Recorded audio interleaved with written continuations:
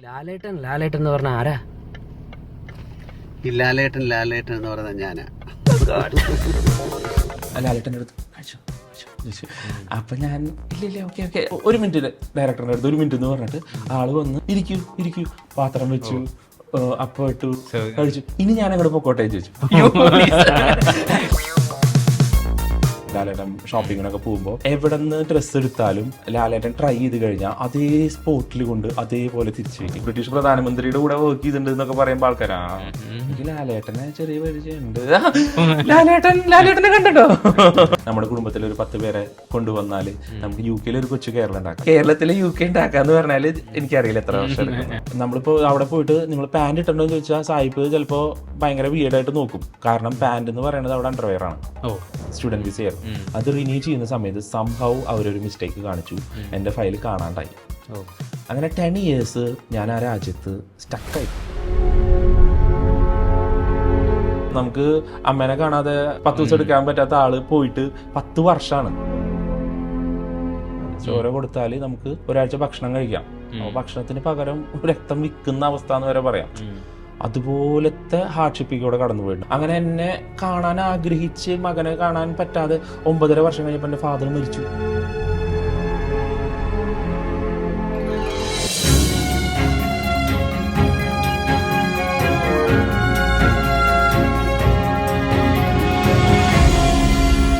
ട്രാവലിസ്റ്റ പോഡ്കാസ്റ്റിലേക്ക് സ്വാഗതം. അങ്ങ് UK migration മ്യൂസിയത്തിൽ ഒരു ഇന്ത്യക്കാരൻ്റെ യൂണിഫോം പ്രദർശിപ്പിച്ചിട്ടുണ്ടെന്ന് പറഞ്ഞാൽ നിങ്ങൾ വിശ്വസിക്കുമോ?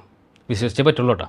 കാരണം കുറച്ച് വർഷങ്ങൾക്ക് മുന്നേ MBA പഠിക്കാൻ വേണ്ടി UK ഇന്ന് UK ചെല്ലുന്ന മലയാളികൾക്ക് താങ്ങും തണലുമാകാൻ മാത്രം ശക്തനായിട്ട് വളർന്ന ഒരു തൃശ്ശൂർക്കാരൻ്റെ കഥ, അത് അദ്ദേഹത്തിൻ്റെ അടുത്ത് തന്നെ ചോദിച്ചറിയാം. നമുക്ക് സ്വാഗതം ചെയ്യാം പോഡ്കാസ്റ്റിയുടെ പുതിയ എപ്പിസോഡിലേക്ക് ദീപക് ഡൊമിനിക് ചേവിടൻ, തൃശ്ശൂർക്കാരൻ. തൃശ്ശൂർ എവിടെ?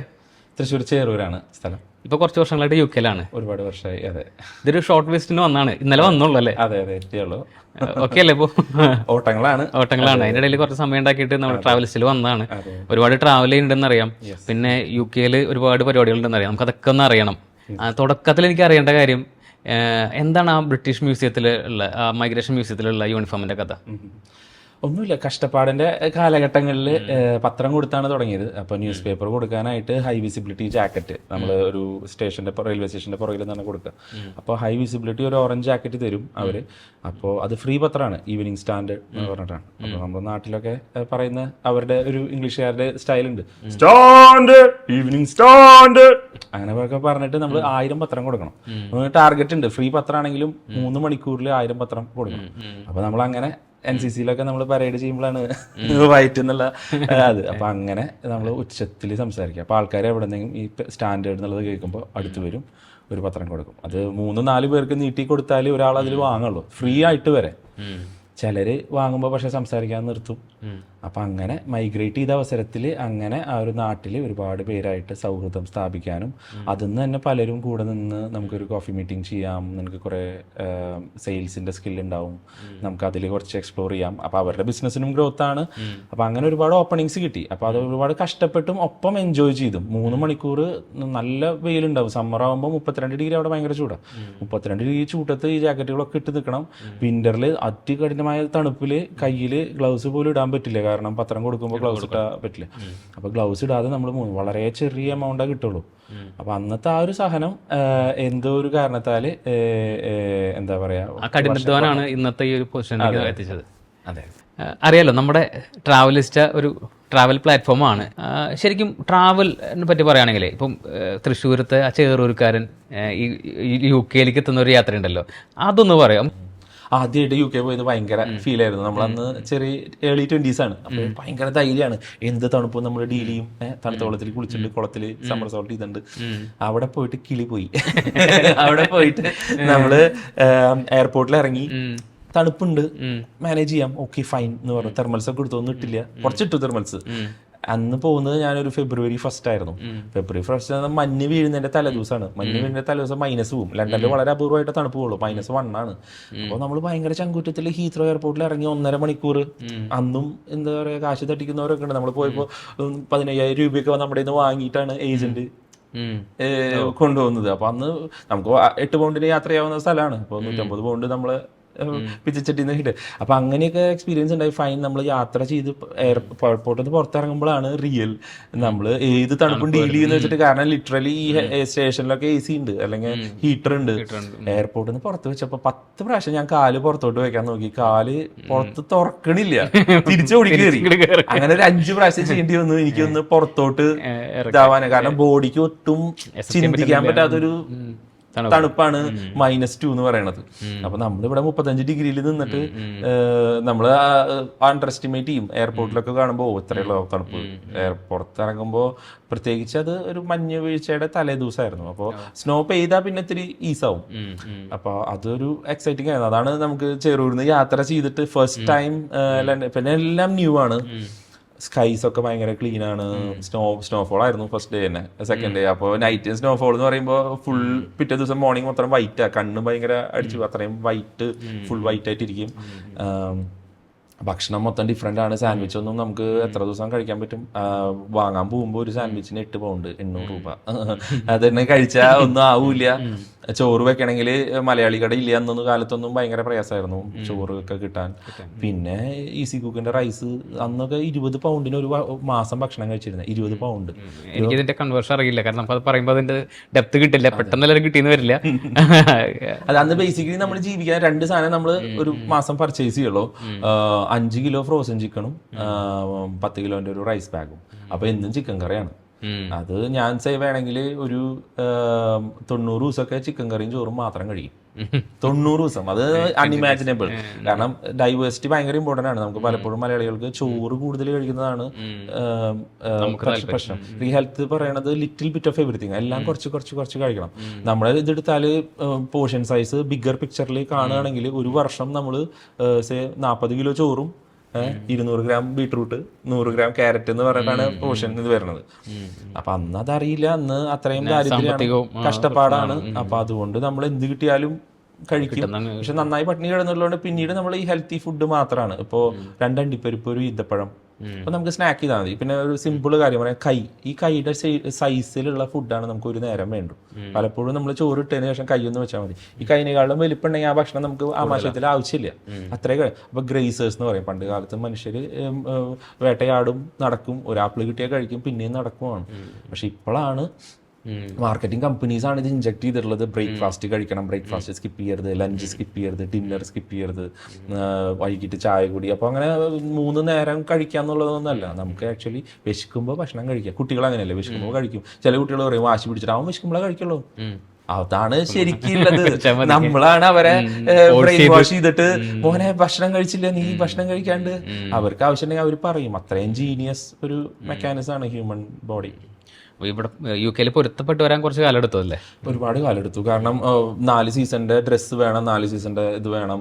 3-4 വർഷം നമ്മൾ അവിടുത്തെ ലാംഗ്വേജും ഒക്കെ, നമ്മളവിടെ പോയിട്ട് എന്താ പറയുക, ഓരോന്ന് പറയുമ്പോൾ അവർ സോറി എന്ന് പറയും. കാരണം അവർക്ക് മനസ്സിലാവില്ല, അവർ പറയുമ്പോൾ നമുക്ക് മനസ്സിലാവില്ല. അപ്പോ മലയാളികൾ പോയാൽ ഫസ്റ്റത്തെ 3 years സോറി എന്നാ പറയാ. സോറി എന്ന് പറയുമ്പോൾ 2 അർത്ഥമുണ്ട്. സോറി എന്ന് പറയുമ്പോൾ നമുക്ക് കാണിച്ചു തരാം കേട്ടോ. അപ്പൊ നമുക്ക് എന്താ അതൊരു സോറിയാണ്. എന്താ അതൊരു സോറിയാണ്. അതൊരു സോറിയാണ്. സോറി മനസ്സിലായില്ല കേട്ടോ എന്ന് പറയുന്ന ഒരു സോറി ഉണ്ട്. അപ്പൊ നമ്മള് സോറി എന്ന് പറയുമ്പോ I beg you pardon, sorry please can you repeat എന്ന് പറഞ്ഞാൽ അത് ഡിഫറെന്റ് ആണ്. പക്ഷെ നമ്മള് എന്ത് പറഞ്ഞാലും ദാറ്റ്സ് 10 pound mate എന്ന് പറയുമ്പോൾ അത് 10 പൗണ്ടാണ് മെയ്റ്റ് എന്നാണ് പറയുന്നത്, കൂട്ടുകാരാ എന്നുള്ളതാണ്, സുഹൃത്തെ എന്നുള്ളത് പറഞ്ഞത്. പക്ഷെ നമ്മൾ സോറി, അത് നമ്മള് ആറൊക്കെ ഇത്തിരി ഹാർഡായിട്ട് പറയാൻ സോറി എന്ന് പറയുമ്പോ അവര് ഇതൊരു 10 പൗണ്ട്, അത് 10 പൗണ്ടിനുള്ളതുണ്ടോ, അത് അങ്ങനെയാണോ എന്ന് അവര് വിചാരിക്കും. നമ്മള് സത്യം പറഞ്ഞത് എന്താ ഈ വേർഡ് 2 സൈഡ് ആവുമ്പോഴേ, അപ്പൊ നമ്മള് വിചാരിക്കണു അവർക്കൊക്കെ മനസ്സിലായിന്ന്. അങ്ങനെ എന്തെങ്കിലും രസകരമായിട്ടുള്ള ഒരു അനുഭവം നമുക്ക് പറയാനുണ്ടോ? അങ്ങനെ ഒരു പണി പാളി എന്ന് പറയാൻ പറ്റുന്ന ചില സമയത്ത് നമ്മൾ ഫോണിലൊക്കെ ഗവൺമെന്റ് ഒഫീഷ്യൽസ് ഒക്കെ ആയിട്ട് സംസാരിക്കുകയാണെങ്കിൽ 2-3 പ്രാവശ്യം സോറി പറഞ്ഞാൽ അവർ ഫോൺ വെച്ചിട്ട് പോകും. എത്ര വലിയ ഒഫീഷ്യലാന്ന് പറഞ്ഞിട്ട് കാര്യമില്ല. കാരണം ഫോണിൽ ഭയങ്കര പ്രയാസമാണ്. നമ്മൾ ലിപ് മൂവ്മെന്റും ബോഡി ലാംഗ്വേജ് ഒക്കെയാണ്, 80% ബോഡി ലാംഗ്വേജ് ഒക്കെയാണ് ഒരു കമ്മ്യൂണിക്കേഷൻ നടക്കുന്നത്. അപ്പൊ ഫോണിലാവുമ്പോൾ ഇതൊന്നും കാണുന്നില്ലല്ലോ. അപ്പൊ പല സമയത്ത് നമ്മൾ ടെലിഫോണിലൊക്കെ ലിസണിങ് സ്കിൽസ് കൂട്ടി, സ്പീക്കിംഗ് സ്കിൽസ് കുറവാണെങ്കിൽ നമുക്ക് അപ്പുറത്തെ സ്കില്ല് കൂട്ടാലോ. അപ്പൊ ലിസണിങ് സ്കിൽസ്, ആക്സെന്റ് പിക്ക് ചെയ്യാനും സംസാരിക്കുന്നതിന്റെ ഉദ്ദേശം പറയാനും, നമ്മൾ വേർഡ്സ് തന്നെ യൂസ് ചെയ്യുമ്പോൾ നമ്മൾ തൃശ്ശൂരാണെങ്കിൽ അവൻ പടായിട്ടാ എന്നാ നമ്മള് മീനായിട്ടോ ക്രൂവലായിട്ടോ ഒന്നല്ല പറയുന്നത്, അവൻ പടായി. അത് പക്ഷെ നമ്മള് ആ ചുമരി കയറി അതൊക്കെ നമ്മള് ഇപ്പൊ ഇംഗ്ലീഷിൽ കൺവേർഷൻ തർജ്ജമ ചെയ്യുമ്പോ ആ വൊക്കാബുലറി ഒക്കെ ഭയങ്കര ഡിഫിക്കൽട്ടാ കൺവേർട്ട് ചെയ്യാനായിട്ട്. പിന്നെ അത് ഇങ്ങനെ ഒരാൾ മരിച്ചത് ഇങ്ങനെ സന്തോഷമായിട്ട് ചിരിച്ചിട്ടൊക്കെ പറയണേ. അപ്പോ അതിന്റെ കോണ്ടെക്സ്റ്റ് ഒക്കെ കൺവേർട്ട് ചെയ്യാന്ന് പറഞ്ഞാൽ ട്രാൻസ്ലേറ്റ് ചെയ്യാന്ന് പറഞ്ഞാൽ ഭയങ്കര ഇതാ. പിന്നെ നമ്മുടെ ഹ്യൂമൻ ബ്രെയിൻ മൊത്തം മലയാളത്തിലാ. അപ്പൊ നമ്മൾ ഇൻസ്റ്റന്റ് ട്രാൻസ്ലേഷൻ ഇംഗ്ലീഷിലേക്ക്. മദർ ടങ്ക് നമ്മുടെ തെന്നാലിരാമന്റെ കഥയിലുണ്ട്, കള്ളൻ മദർ ടങ്ക് പറയാതെ 16 ഭാഷ സംസാരിച്ച് വരുമ്പോ തെന്നാലിരാമൻ പറഞ്ഞു രാജാവിന്റെ അടുത്ത്, ഉറക്കുമ്പോ പോയിട്ട് തലയിൽ വെള്ളം ഒഴുകി. അപ്പൊ പറയണതാണ് മദർ ടങ്ക്. ഇവന്റെ ഏത് ഭാഷയാന്ന് പറഞ്ഞു കൊടുത്താൽ 100 സ്വർണ്ണ നാണയം തരാന്നങ്ങനെയാണ്. അപ്പൊ ഇവനെ എങ്ങനെ പിടിച്ചിട്ട് ഇവൻ ഭാഷ എല്ലാം ഫ്ലുവന്റ്, ഗ്രാമർ ഒക്കെ ഫ്ലുവന്റ്. രാത്രി ഉറങ്ങണ നേരത്തെ തലകൂടെ തണുത്ത വെള്ളം ഒഴിച്ചു, യഥാർത്ഥ ഭാഷയിലായി. അപ്പോ അതുപോലെ നമ്മള് ഇൻസ്റ്റന്റ് ട്രാൻസ്ലേഷൻ ആണ്. ഈ യാത്ര ചെയ്യുമ്പോഴും ഈ സ്റ്റാൻഡപ്പിനൊക്കെ പല യാത്രകൾ ചെയ്യുമ്പോഴും നമ്മൾ ആദ്യം മലയാളത്തിലാണ് ചിന്തിക്കുക. I come here you go there. കാരണം Malayalam would you mind moving a bit എന്നാണ് ഇംഗ്ലീഷുകാർ പറയാം. ഇംഗ്ലീഷുകാരുടെ വേർഡിങ് തന്നെ ഭയങ്കര ഡിഫറെന്റാ. നമ്മള് മാറിയിരുന്നു ഒന്ന് പറയും, അല്ലെങ്കിൽ ഒന്ന് മാറിയിരിക്കുക ചേട്ടാന്ന് പറയും. പക്ഷെ ഇംഗ്ലീഷുകാർ ചോദിക്കുക would you mind if I ask you to move a bit എന്നാ ചോദിക്കാം. ഞാൻ നിന്നോട് മാറിയിരിക്കട്ടെ എന്ന് ചോദിച്ചാൽ നിനക്ക് വിരോധം ഉണ്ടോ എന്നാ ചോദിക്കാം. മാറിയിരിക്കണമെന്നല്ല ചോദിക്കണേ, മാറിയിരിക്കണേ ചോദിക്കണേന് would you mind please moving a bit please, അതിൽ പ്ലീസും പറയും. പക്ഷെ നമ്മള് ആ സാധനത്തിൽ അവരുടെ പ്രശ്നങ്ങളായി, നമ്മളും പ്രശ്നങ്ങളായി. അവർക്ക് മനസ്സിലാവണില്ല ഇവനെന്തിനാ എന്റെ അടുത്ത് ഇത്ര റൂഡായിട്ട് സംസാരിച്ചേ, എന്താ പ്രശ്നം, എന്താ നമ്മളാണെങ്കിൽ നമ്മൾ മൂന്നല്ലേ പറഞ്ഞോ, അതിന് ഇവന് ഇത്ര വലിയ കലിപ്പെന്താണ്. പിന്നെ നമ്മൾ ഓരോ എന്റെ തൊലിയുടെ കളർ അത്ര കുറവാണ്, പിന്നെ റേസിസ്റ്റ് ആയി. ഇതൊന്നുമല്ല, ഇതിന്റെ ഉള്ളില് കമ്മ്യൂണിക്കേഷൻ. അപ്പൊ നമുക്കിത് മനസ്സിലാക്കാൻ പറ്റിയ പല കാര്യങ്ങളും ലൈഫിൽ ഈസിയാണ്. ഇത് മനസ്സിലാവാണ്ടാവും. അപ്പൊ എനിക്ക് ഫ്രണ്ട്സ് ഒക്കെ വരുമ്പോ അല്ലെങ്കിൽ കുട്ടികളൊക്കെ പുതിയത് വരുമ്പോ ഇങ്ങനത്തെ ചില കാര്യങ്ങളൊക്കെ ഒരു ഐ ഓപ്പണിങ്. ഇന്നിപ്പോ ഞാൻ കേട്ടു എന്തോ അവിടുത്തെ പൊളിറ്റിക്സിലേക്ക് ഇറങ്ങാൻ മാത്രം പരിപാടികൾ ആയി എന്ന് അറിഞ്ഞു. അതെ, അല്ല പൊതുജനം എല്ലായിടത്തും ഒരേപോലെയാണ്. അപ്പൊ നമുക്ക് സഹായിക്കാൻ പറ്റാവുന്നത് സഹായിക്കുക. നമ്മൾ എവിടെയോ വായിച്ചു 27,000 ദിവസമൊക്കെ നമ്മൾ ജീവിക്കുന്നുള്ളൂ, പോലെ 30,000 ദിവസമൊക്കെയാണ് നല്ല ഒരു ആരോഗ്യത്തിലുള്ള ഡേയ്സ്.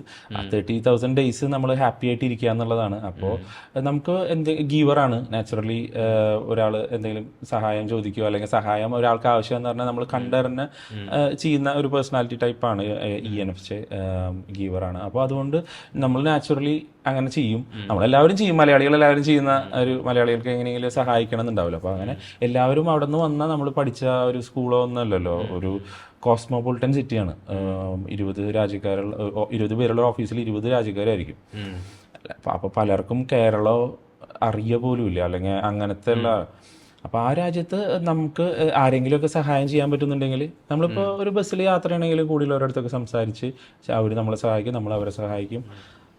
അപ്പോൾ അത് അവർക്ക് ഭയങ്കര ഒരു അപ്പീലിംഗ് സംഭവമാണ്. ഇവിടെയൊക്കെ അത് നമുക്ക് എത്രത്തോളം ഇതാണെന്നറിയില്ല, പക്ഷെ അവിടെ അത് ഭയങ്കര ഇംഗ്ലീഷുകാർക്ക് അതൊരു ഭയങ്കര സപ്പോർട്ടീവ് നേച്ചറാണ്. അവരത് നന്നായി ക്രെഡിറ്റ് ചെയ്യും.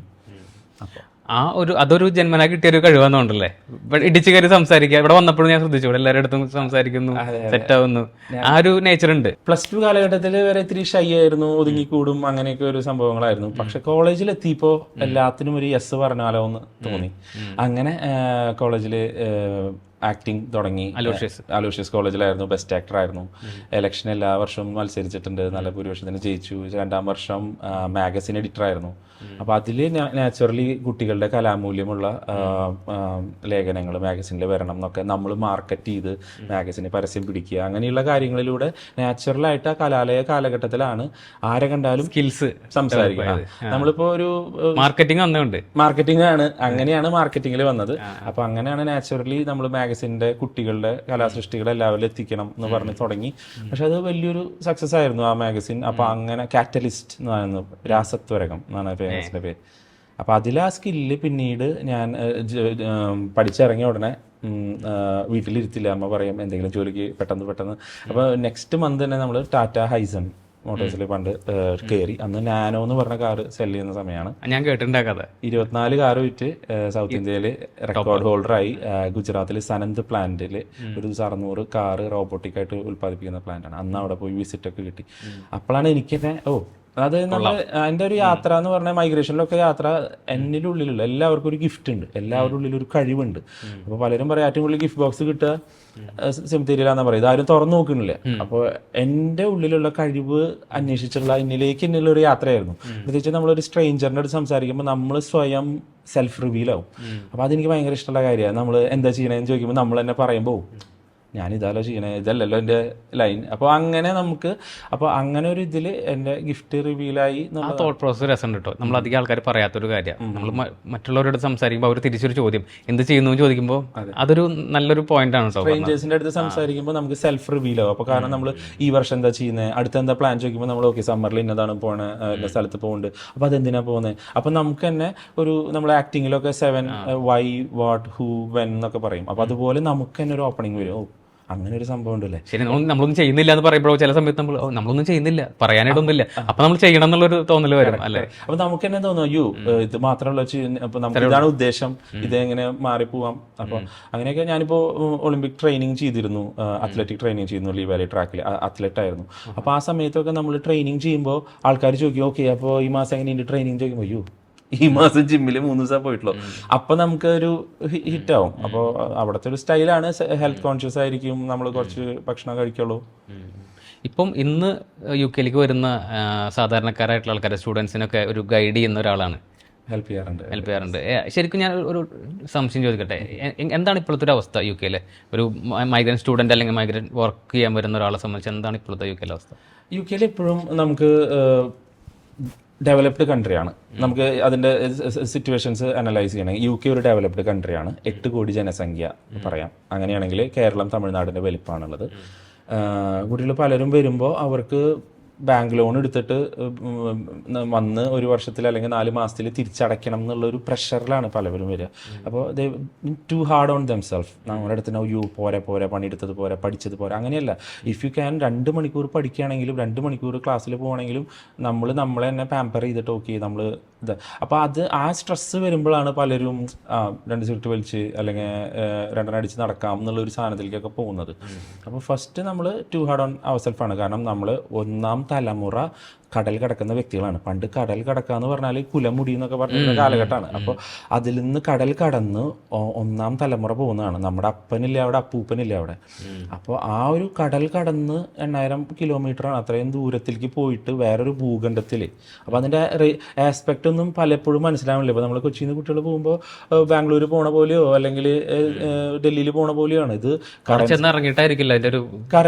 കറൻസി ഡിഫറൻ്റ് ആണ്. അതിലേറ്റവും നമുക്ക് പലതും തിങ്സ് യു ഡോണ്ട് നോ നമുക്ക് അറിയില്ല എന്നുള്ള കാര്യം പലപ്പോഴും അറിയില്ല. നമുക്കിപ്പോൾ ഒരു റോട്ടിൽ നമ്മൾ വെള്ളം ഒരു കുഴിയിൽ നിറയുമ്പോൾ നമ്മൾ ആ വെള്ളം എന്ന് ചോദിക്കുമ്പോൾ അതിൻ്റെ ഉള്ളിൽ വലിയൊരു കുഴി ഉണ്ടാവും, അതറിയില്ല. അപ്പോൾ നമുക്കറിയില്ല എന്നുള്ളത് നമ്മൾ അറിയുന്നില്ല. അപ്പോൾ കുട്ടികൾ പലപ്പോഴും വരുമ്പോൾ പല കാര്യങ്ങളും, ഇപ്പോൾ സിമ്പിൾ എക്സാമ്പിൾ പറയാം. നമ്മൾ പാൻറ് ഇടും, നമ്മളിപ്പോൾ അവിടെ പോയിട്ട് നിങ്ങൾ പാൻറ് ഇട്ടുണ്ടോ എന്ന് ചോദിച്ചാൽ സായിപ്പ് ചിലപ്പോൾ ഭയങ്കര വീടായിട്ട് നോക്കും. കാരണം പാൻറ് എന്ന് പറയുന്നത് അവിടെ അണ്ടർവെയർ ആണ്, അവിടെ ട്രൗസർ എന്നാണ് പറയാ. അപ്പൊ നമ്മൾ പാന്റിന്റെ അർത്ഥം അറിയാന്ന് നമുക്ക് ധാരണയുണ്ട്, നമുക്ക് ആ കോൺഫിഡൻസ് ഉണ്ട്. നമ്മൾ ഇംഗ്ലീഷ് മീഡിയത്തിലാണ് പഠിച്ചെന്നുള്ളതിൽ നമ്മൾ അവിടെ പോയിട്ട് പറയും അയ്യോ വെയറിംഗ് ട്രൗസേഴ്സ് പാൻസ് ടുഡേ എന്ന് ചോദിച്ചു കഴിഞ്ഞാൽ അതിന്റെ അർത്ഥം ഇന്നർവെയർ ഇട്ടുണ്ടോ എന്നുള്ള ചോദ്യം ഈ ഒരു സാഹിബിന്റെ അടുത്ത് പോയിട്ട് ചോദിക്കണേ. അപ്പോൾ നമ്മൾ അങ്ങനത്തെ ഇംഗ്ലീഷ് ഒരേ വാക്കാണെങ്കിൽ നമ്മൾ കൂടുതൽ ഹോളിവുഡ് അമേരിക്കൻ സ്റ്റൈൽ രജിസ്ട്രേഷനാണ് നമ്മുടെ ഇതിലുള്ളത്. അപ്പോൾ നമുക്ക് എപ്പോഴും യു കെ ആ ഒരു കൾച്ചറായിട്ട് ഇതാവാനായിട്ട് സമയമെടുക്കും. അതിൻ്റെ ഒരു ട്രാവലിൽ തന്നെ മൈഗ്രേഷനിൽ പറയുകയാണ് കൾച്ചറൽ ഡിസബിലിറ്റി. നമ്മൾ ഈസ്റ്റേൺ കൺട്രീസിൽ ബോൺ ആൻഡ് ബ്രെഡ് ആകുമ്പോൾ വെസ്റ്റേൺ കൺട്രീസിലെ ബോൺ ആൻഡ് ബ്രെഡിൻ്റെ കൾച്ചർ അറിയില്ല. അതുപോലെ തന്നെ സിമ്പിളായിട്ട് ധരിക്കും, ഇത് ഒരു ഭാഗക്കാരുടെ ഇതല്ല. ഒരു സായിപ്പ് വന്നിട്ട് നമ്മുടെ പഞ്ചായത്ത് ഓഫീസിൽ ഒരു കമ്പനി രജിസ്റ്റർ ചെയ്യാൻ ഇരുന്നാൽ എന്തായിരിക്കും? 10 മണി എന്ന് പറഞ്ഞു കഴിഞ്ഞാൽ ആൾ എത്ര മണിക്കായിരിക്കും വരിക? അല്ലെങ്കിൽ അവിടെ നാളെ നോക്കാന്ന് പറഞ്ഞു കഴിഞ്ഞാൽ എന്തായിരിക്കും അർത്ഥം? കൾച്ചറൽ ഡിസബിലിറ്റിയാണ്. അപ്പൊ കൾച്ചറിന്റെ കാര്യങ്ങൾ നമ്മളിപ്പോ വരാന്ന് പറഞ്ഞാൽ ചിലപ്പോൾ അതിനർത്ഥം അവിടെ 10 മിനിറ്റ് എന്നായിരിക്കും, ഇവിടെ 1 മണിക്കൂർ എന്നായിരിക്കും. അപ്പോൾ ഇല്ലെങ്കിൽ ഇപ്പൊ നമുക്ക് പറയാം അവൻ അവിടെ മാനസമേനെ പാടി നടക്കാന്ന് പറഞ്ഞാൽ നമുക്കറിയാം പ്രയോഗങ്ങൾ ചെമ്മീനിലെ പാട്ട് പാടി നടക്കാന്ന് പറഞ്ഞാൽ നമുക്കറിയാം അവൻ ബ്രേക്കപ്പ് ആണെന്ന്. പക്ഷെ അവര് ഗൂഗിളിൽ അടിച്ചു കഴിഞ്ഞാൽ ചെമ്മീനിലെ പാട്ട് എന്ന് പറഞ്ഞാൽ ഓക്കെ മീനിന്റെ എന്തോ സംതിങ് ആണ്, ഓക്കെ കടലായിരിക്കും, അങ്ങനെയൊക്കെയാ തോട്ട്. അപ്പൊ അതുപോലെ അവിടെയുള്ള ബേസിക് സംഭവങ്ങൾ നമുക്ക് പലപ്പോഴും ഗ്രാജുവേറ്റ് സ്കീം, ഞാൻ നല്ലൊരു പോയിന്റ് പറയാം. കുട്ടികൾ ഇത് കാണുന്നവരാണെങ്കിലും ഇപ്പോൾ പുറത്ത് പഠിക്കുന്ന ഒരു കുട്ടിക്ക് ഏറ്റവും കൂടുതൽ അവിടെ ക്യാമ്പസ് പ്ലേസ്മെൻ്റ് എന്ന് പറയുന്ന സംഭവമാണ് ഗ്രാജുവേറ്റ് സ്കീം. ഇത് കോളേജിൽ പഠിക്കുമ്പോൾ ലാസ്റ്റ് സെമ്മിൽ മാത്രം കിട്ടുന്ന ഒരു ഓപ്പർച്യൂണിറ്റിയാണ്. കുട്ടികൾ നോർമലി വന്നാൽ അവിടെ പബ്ബിൽ വർക്ക് ചെയ്യും, അല്ലെങ്കിൽ കെയർ ഹോമിൽ വർക്ക് ചെയ്യും. ഇവർ വർക്ക് ചെയ്ത് കാശുണ്ടാക്കി 2 ലക്ഷം 3 ലക്ഷം 4 ലക്ഷം ഒക്കെ മാസം വരുമ്പോൾ ഇത്രയും കാശൊക്കെ ആദ്യമായിട്ടായിരിക്കും കാണുന്നത് 20-25 വയസ്സിലൊക്കെ. അപ്പോൾ ഇത്രയും കാശ് വരുമ്പോൾ ഇവർ നാട്ടിലേക്ക് തിരിച്ചയക്കുക. കാരണം 120 ഇരട്ടി വാല്യൂ ഉണ്ട്, പൗണ്ടിന് ഇപ്പോൾ 120 ഉണ്ട്. അപ്പോൾ അത്രയും വാല്യൂ ആണ് ഇവരൊക്കെ തിരിച്ചയക്കും. അങ്ങനെ ഇവരറിയാതെ കോഴ്സ് കഴിയാറാവുമ്പോൾ ഇവർ തിരിഞ്ഞു നോക്കുമ്പോൾ എക്സ്പീരിയൻസ് മൊത്തം പബ്ബിലാണ്. അപ്പോൾ ഗ്രാജുവേറ്റ് സ്കീംസ് നമ്മൾ കോഴ്സിൻ്റെ അവസാനത്തെ സെമ്മിൽ വരുമ്പോൾ ഇവർക്ക് ഗ്രാജുവേറ്റ് സ്കീമിൽ അപ്ലൈ ചെയ്യണമെങ്കിൽ എന്താ എക്സ്പീരിയൻസ് ചോദിക്കുമ്പോൾ ഇല്ല, സെയിം സ്ട്രീമിലുള്ള എക്സ്പീരിയൻസ് ഇല്ല. അപ്പോൾ അത് വലിയൊരു ട്രാപ്പിലേക്ക് നടന്ന് എന്താ പറയുക, വർക്കിംഗ് ടുവേർഡ്സ് ഇഞ്ചുറി എന്ന് പറയും. നമ്മൾ ഓട്ടക്കാർ നല്ല ട്രീറ്റ്മെൻറ്റ് എടുക്കാതെയൊക്കെ വെറുതെ ഓടുകയാണെങ്കിൽ അത് മുറിവിലേക്കുള്ള യാത്രയാണ്. അതിൽ മസിൽ ബിൽഡ് ആവില്ല. മസിൽ ബിൽഡ് ആവണമെങ്കിൽ നമ്മൾ അതിന് റിലാക്സ് കൊടുക്കണം, നല്ല ഉറക്കം വേണം, അങ്ങനെ ബിൽഡ് ചെയ്യണമല്ലോ. അപ്പോൾ ഇതിന്റെ ഉത്തരവും പറയാം. ഇതാണ് പ്രശ്നം. അതൊരു കോമൺ ആയിട്ടുള്ള എല്ലാ സ്റ്റുഡൻസിനും വരുന്ന ഒരു. അതെ. അപ്പോൾ കുട്ടികൾക്ക് ഇതിന്റെ ഉത്തരം പറയാം. നമ്മൾ വരുമ്പോൾ തന്നെ വൈറ്റ് കോളർ ജോബ് എന്നുള്ളതല്ല, ഒരു പ്രൊഫഷണൽ എൻവയോൺമെന്റിൽ ഫ്രീ ആയിട്ടാണെങ്കിലും 2 ദിവസം പോകാൻ നോക്കിയാൽ ഓഫീസിൽ പോകുമ്പോൾ നമ്മൾ ഓട്ടോമാറ്റിക്കലി വൈറ്റ് ഷർട്ട് ഇടും. UK നാട്ടിൽ കുറച്ച് ലൂസ് ഉണ്ടെങ്കിൽ അവിടുത്തെ ഫിറ്റിംഗ് ഒക്കെ കുറച്ചുകൂടെ നല്ല ഫിറ്റിംഗ് ആയിരിക്കും, നല്ല ഡ്രസ്സുകൾ ചാരിറ്റിയിൽ നിന്ന് കിട്ടും. അപ്പം അങ്ങനെ കുറച്ച് ദിവസമെങ്കിലും പോവുകയാണെങ്കിൽ സോഫ്റ്റ്വെയർസ് ആയിട്ട് ഫെമിലിയർ ആവും. ഏത് കമ്പനിയാണെങ്കിലും ക്ലയൻറ്റ് റിലേഷൻ സോഫ്റ്റ്വെയർസ് ഉണ്ടാവും. അപ്പോൾ സോഫ്റ്റ്വെയർസ് ആയിട്ടും കമ്പ്യൂട്ടറിൻ്റെ ബേസിക് വേർഡ് ഡോക്യുമെൻ്റ് അങ്ങനെയൊക്കെ ആയിട്ട് ഇതാവും. ഇമെയിലിൽ ടൈപ്പ് ചെയ്യുമ്പോൾ എസ്തറ്റിക്ക നോക്കുക. സായിപ്പന്മാർ ഇമെയിൽ ടൈപ്പ് ചെയ്യുമ്പോൾ നല്ല രസമായിട്ട് പാരഗ്രാഫ് വളരെ സിമ്പിൾ ഇംഗ്ലീഷ് ആയിരിക്കും കേട്ടെ. പക്ഷെ നമ്മളിപ്പോൾ ഇവിടെ IIT മുംബൈ അല്ലെങ്കിൽ IIT ഡൽഹിയിൽ നിന്നൊക്കെ ആഡ് ചോദിച്ചിട്ട് UK വരുന്ന ഇമെയിലിൽ ഭയങ്കര വൊക്കാബുലറീസ് ആയിരിക്കും. ശശി തരൂർ ഇംഗ്ലീഷ് ആയിരിക്കും, പക്ഷെ അവർ ഫ്ലൂറസെൻ്റ് റെഡും ഇത്തിരി അതൊക്കെ ഇട്ടിട്ടുള്ള ആസ്തറ്റിക്കലി അങ്ങനെ. അപ്പോൾ അത് രണ്ടും ശരിയാ തെറ്റാണെന്നുള്ളതല്ല, ഡിഫറെൻ്റ് ആണ്. അപ്പോൾ പെട്ടെന്ന് ഒരു ഓഡ് വണ്ണായാൽ കൂട്ടത്തിൽ കൂട്ടാത്ത ഒരാളാന്ന് തോന്നിക്കഴിഞ്ഞാൽ അവർ കൂട്ടൂല. ചിലപ്പോൾ എങ്ങാനും ഒരു കളിയാക്കൽ വന്നാൽ നമ്മളത് റേസിസ്റ്റാന്ന് പറഞ്ഞ് പിന്നെ സമരം വിളിക്കാനൊന്നും പോയിട്ട് കാര്യമില്ല. അപ്പോൾ നമ്മൾ ഒരു ഭൂഖണ്ഡം വേറെ മാറുകയാണെന്നും കടൽ കിടക്കുകയാണെന്നും 1ാം തലമുറ മൈഗ്രൻസ് ആണെന്നും ആ യാത്രയുടെ ഇമ്പോർട്ടൻസ്, യാത്രയല്ല അവിടെ ജീവിക്കാനാണ് യാത്ര ചെയ്യുന്നത്. 2 വർഷത്തേക്ക് നമ്മൾ വെറുതെ പാസ് ചെയ്ത് പോവല്ല, അവിടെ വന്ന് ഇൻറ്റഗ്രേറ്റ് ആവണം. അപ്പോൾ ആ ഒരു നാടിൻ്റെ രീതികൾ 4 വെതറാണ് അവിടെ. അതുപോലും ബേസിക്. നമുക്ക് ഇപ്പോൾ 4 ഷർട്ട് ഇട്ട് എവിടെ ജീവിക്കാം. അവിടെ ഇപ്പോൾ നമ്മൾ വിന്ററിൽ വരുന്ന ആള് ഒരു 2 മാസം കഴിഞ്ഞ് അടുത്ത ഡ്രസ്സ് വാങ്ങണം. 1 വർഷം 4 തരം ഡ്രസ്സുകൾ വേണം. അപ്പോൾ ഇവര് ഇപ്പോൾ വീട്ടില് പാരന്റ്സ് ചോദിക്കും, നീ ഇപ്പോൾ ഇത്രയും ഡ്രസ്സ് എടുത്തിട്ട് ഇനി എന്തിനാ ഡ്രസ്സ് എടുക്കണേ? ഇവരൊക്കെ അവരുടെ ഒരു ഇമാജിനേഷനിലുള്ള മസ്തിഷ്കത്തിൽ നിന്ന് വിട്ടിട്ട് നമ്മള് അപ്പൊ എന്താ ചെയ്യും, ഇവര് സമ്മറിന്റെ ഡ്രസ്സ് തന്നെ വിന്ററിൽ ഇടാൻ നോക്കും. തണുത്ത ഐസായിട്ട് പണിയെടുത്ത് വരുമ്പോൾ പിന്നെ പഠിക്കാനുള്ള അവകാശം ഉണ്ടാവില്ല. അപ്പൊ കുട്ടികൾക്ക് മനസ്സിലാവണില്ല, അയ്യോ ഞാൻ എൻ്റെ ഡ്രസ്സിങ് പ്രോപ്പർ ആയിരുന്നില്ല, അതുകൊണ്ടാണ് ആ പ്രശ്നം പറ്റിയത്. പിന്നെ ഒരു പറയാം 3 T's ഇംഗ്ലീഷുകാർ നോർമലി നോക്കും. Teeth, trim, trainers. എന്ന് വെച്ചാൽ ടീത്ത് പല്ല് അലൈൻഡ് ആയിട്ട് ക്ലീൻഡ് ആയിട്ടിരിക്കും, ടെറട്ടാറൊക്കെ റിമൂവ് ചെയ്തിട്ട്. ട്രിം നല്ല ഹെയർ കട്ടും ഒരു ഇതായിരിക്കും. ട്രെയിനേഴ്സ് ഷൂസൊക്കെ നല്ല ട്രെയിനേഴ്സാണ് ഇടുക, പക്ഷെ നല്ല ക്ലീൻ ആയിരിക്കും, ഒരു ചെളിയോ മണ്ണോ ഒന്നും ഉണ്ടാവില്ല. അപ്പോൾ ഇത് നമ്മളൊരാളുടെ അടുത്ത് സംസാരിക്കാൻ പോകുമ്പോൾ അവർ വെൽ പ്രസൻറ്റഡ് ആണോ നിങ്ങൾ, അങ്ങനെ ഒരു സംഭവം നോക്കും. അപ്പൊ അത് കുട്ടികൾ അറിയാണ്ട് ടയേർഡായിട്ട് ഉറങ്ങാണ്ട് നൈറ്റും കഴിഞ്ഞ് ഒരു ഇന്റർവ്യൂവിന് പോകുമ്പോൾ അവർ ഇമ്മീഡിയറ്റ്ലി റിജക്റ്റ് ആവും. അപ്പൊ നമ്മളിത് അറിയുമ്പോൾ നമുക്ക് ഭയങ്കര വിഷമം തോന്നും, അയ്യോ അവർക്ക് ഒരു അപ്പനോ അങ്കിളോ അവിടെ ഉണ്ടെങ്കിൽ അത് പറഞ്ഞു കൊടുക്കാൻ ആളില്ല. അപ്പൊ ഞാൻ പറയും, ഇങ്ങനെ വരുന്ന ആൾക്കാർക്ക് സഹായിക്കാൻ പറ്റും, നമുക്ക് കാര്യങ്ങൾ പറഞ്ഞു കൊടുക്കാൻ പറ്റും. പലരും വിസയ്ക്ക് വേണ്ടി നോക്കും. ഇപ്പോൾ 40,000 രൂപ ജോലി വേണം, 40,000 രൂപ സാലറി വേണം, 40 ലക്ഷം ശമ്പളം ഉണ്ടെങ്കിലാണ് 37 ലക്ഷം ആണെങ്കിലാണ് അവിടെ വിസ കിട്ടുള്ളൂ. അപ്പോൾ കുട്ടികൾ പലപ്പോഴും 20-22 വർക്ക് ചെയ്യുന്ന കുട്ടികൾ വിസ ഉണ്ടോ ചേട്ടാ എന്ന് പറയും. അപ്പം ഞാൻ ജസ്റ്റ് അവരുടെ അടുത്ത് പറയും, ഇത് 5ാമത്തെ സ്റ്റേജാണ് വിസ. ഫസ്റ്റത്തെ സ്റ്റേജ് 25-ന്ന് 30 ജോലിയിലേക്ക് മാറുക. നിങ്ങൾക്ക് ഉണ്ട് സ്കില്ല്. കാരണം മലയാളികൾ എപ്പോഴും നന്നായി പഠിച്ചിട്ടുള്ളവരാ, MBA കഴിഞ്ഞിട്ടുള്ളവരാ, BTech കഴിഞ്ഞിട്ടുള്ളവരാ, അവിടെ ഏറ്റവും ഷോർട്ട് ലിസ്റ്റഡ് ജോബാണ്. അപ്പം നിങ്ങളുടെ ജോലിയിൽ തന്നെ പതുക്കെ പ്രൊമോട്ടഡ് ആവാൻ സമയമെടുക്കും. നമ്മൾ പാരലലി അടുത്ത കമ്പനിയിൽ അപ്ലൈ ചെയ്യുക. ഒരു ENYയിലാണ് വർക്ക് ചെയ്യണത്, EYയിലാണെങ്കിൽ PwC, അങ്ങനെ സിമിലർ Big 4 ഒക്കെ ഉണ്ടല്ലോ. അപ്പോൾ അങ്ങനത്തെ കമ്പനീസിൽ ജമ്പ് ചെയ്ത് 2-3 മാസത്തിൽ കമ്പനികൾ മാറി ഈ പറഞ്ഞ ഒരു 37,000 ശമ്പളം ഉണ്ടെങ്കിൽ അപ്പോൾ നമുക്ക് എംപ്ലോയറോട് ചോദിക്കാതെ വിസ ഒന്ന് നോക്കുകയാണെങ്കിൽ അപ്പോൾ 1 സ്റ്റെപ്പേ ഉള്ളൂ വിസയിൽ. നേരെ മറിച്ച് ഇവർ 5 സ്റ്റെപ്പ് ഒരുമിച്ച് കയറാൻ നോക്കുമ്പോഴാണ് കെയർ ഹോമുകൾക്ക് കാശ് കൊടുക്കുക, അതൊക്കെ കള്ള വിസയല്ലേ, നമ്മൾക്ക് കാശ് കൊടുത്ത് വിസ എടുക്കുക. അങ്ങനത്തെ നടക്കുന്നുണ്ടല്ലോ അവിടെ. അതുള്ളൂ അവിടെ എത്രത്തോളം സ്റ്റുഡൻസ് ഇന്റർവ്യൂ ചെയ്ത് 4 ലെവൽ ഇന്റർവ്യൂലൊക്കെ പാസ്സാവുന്നവർ 100-ൽ 3 എന്ന് പറയാൻ പറ്റും.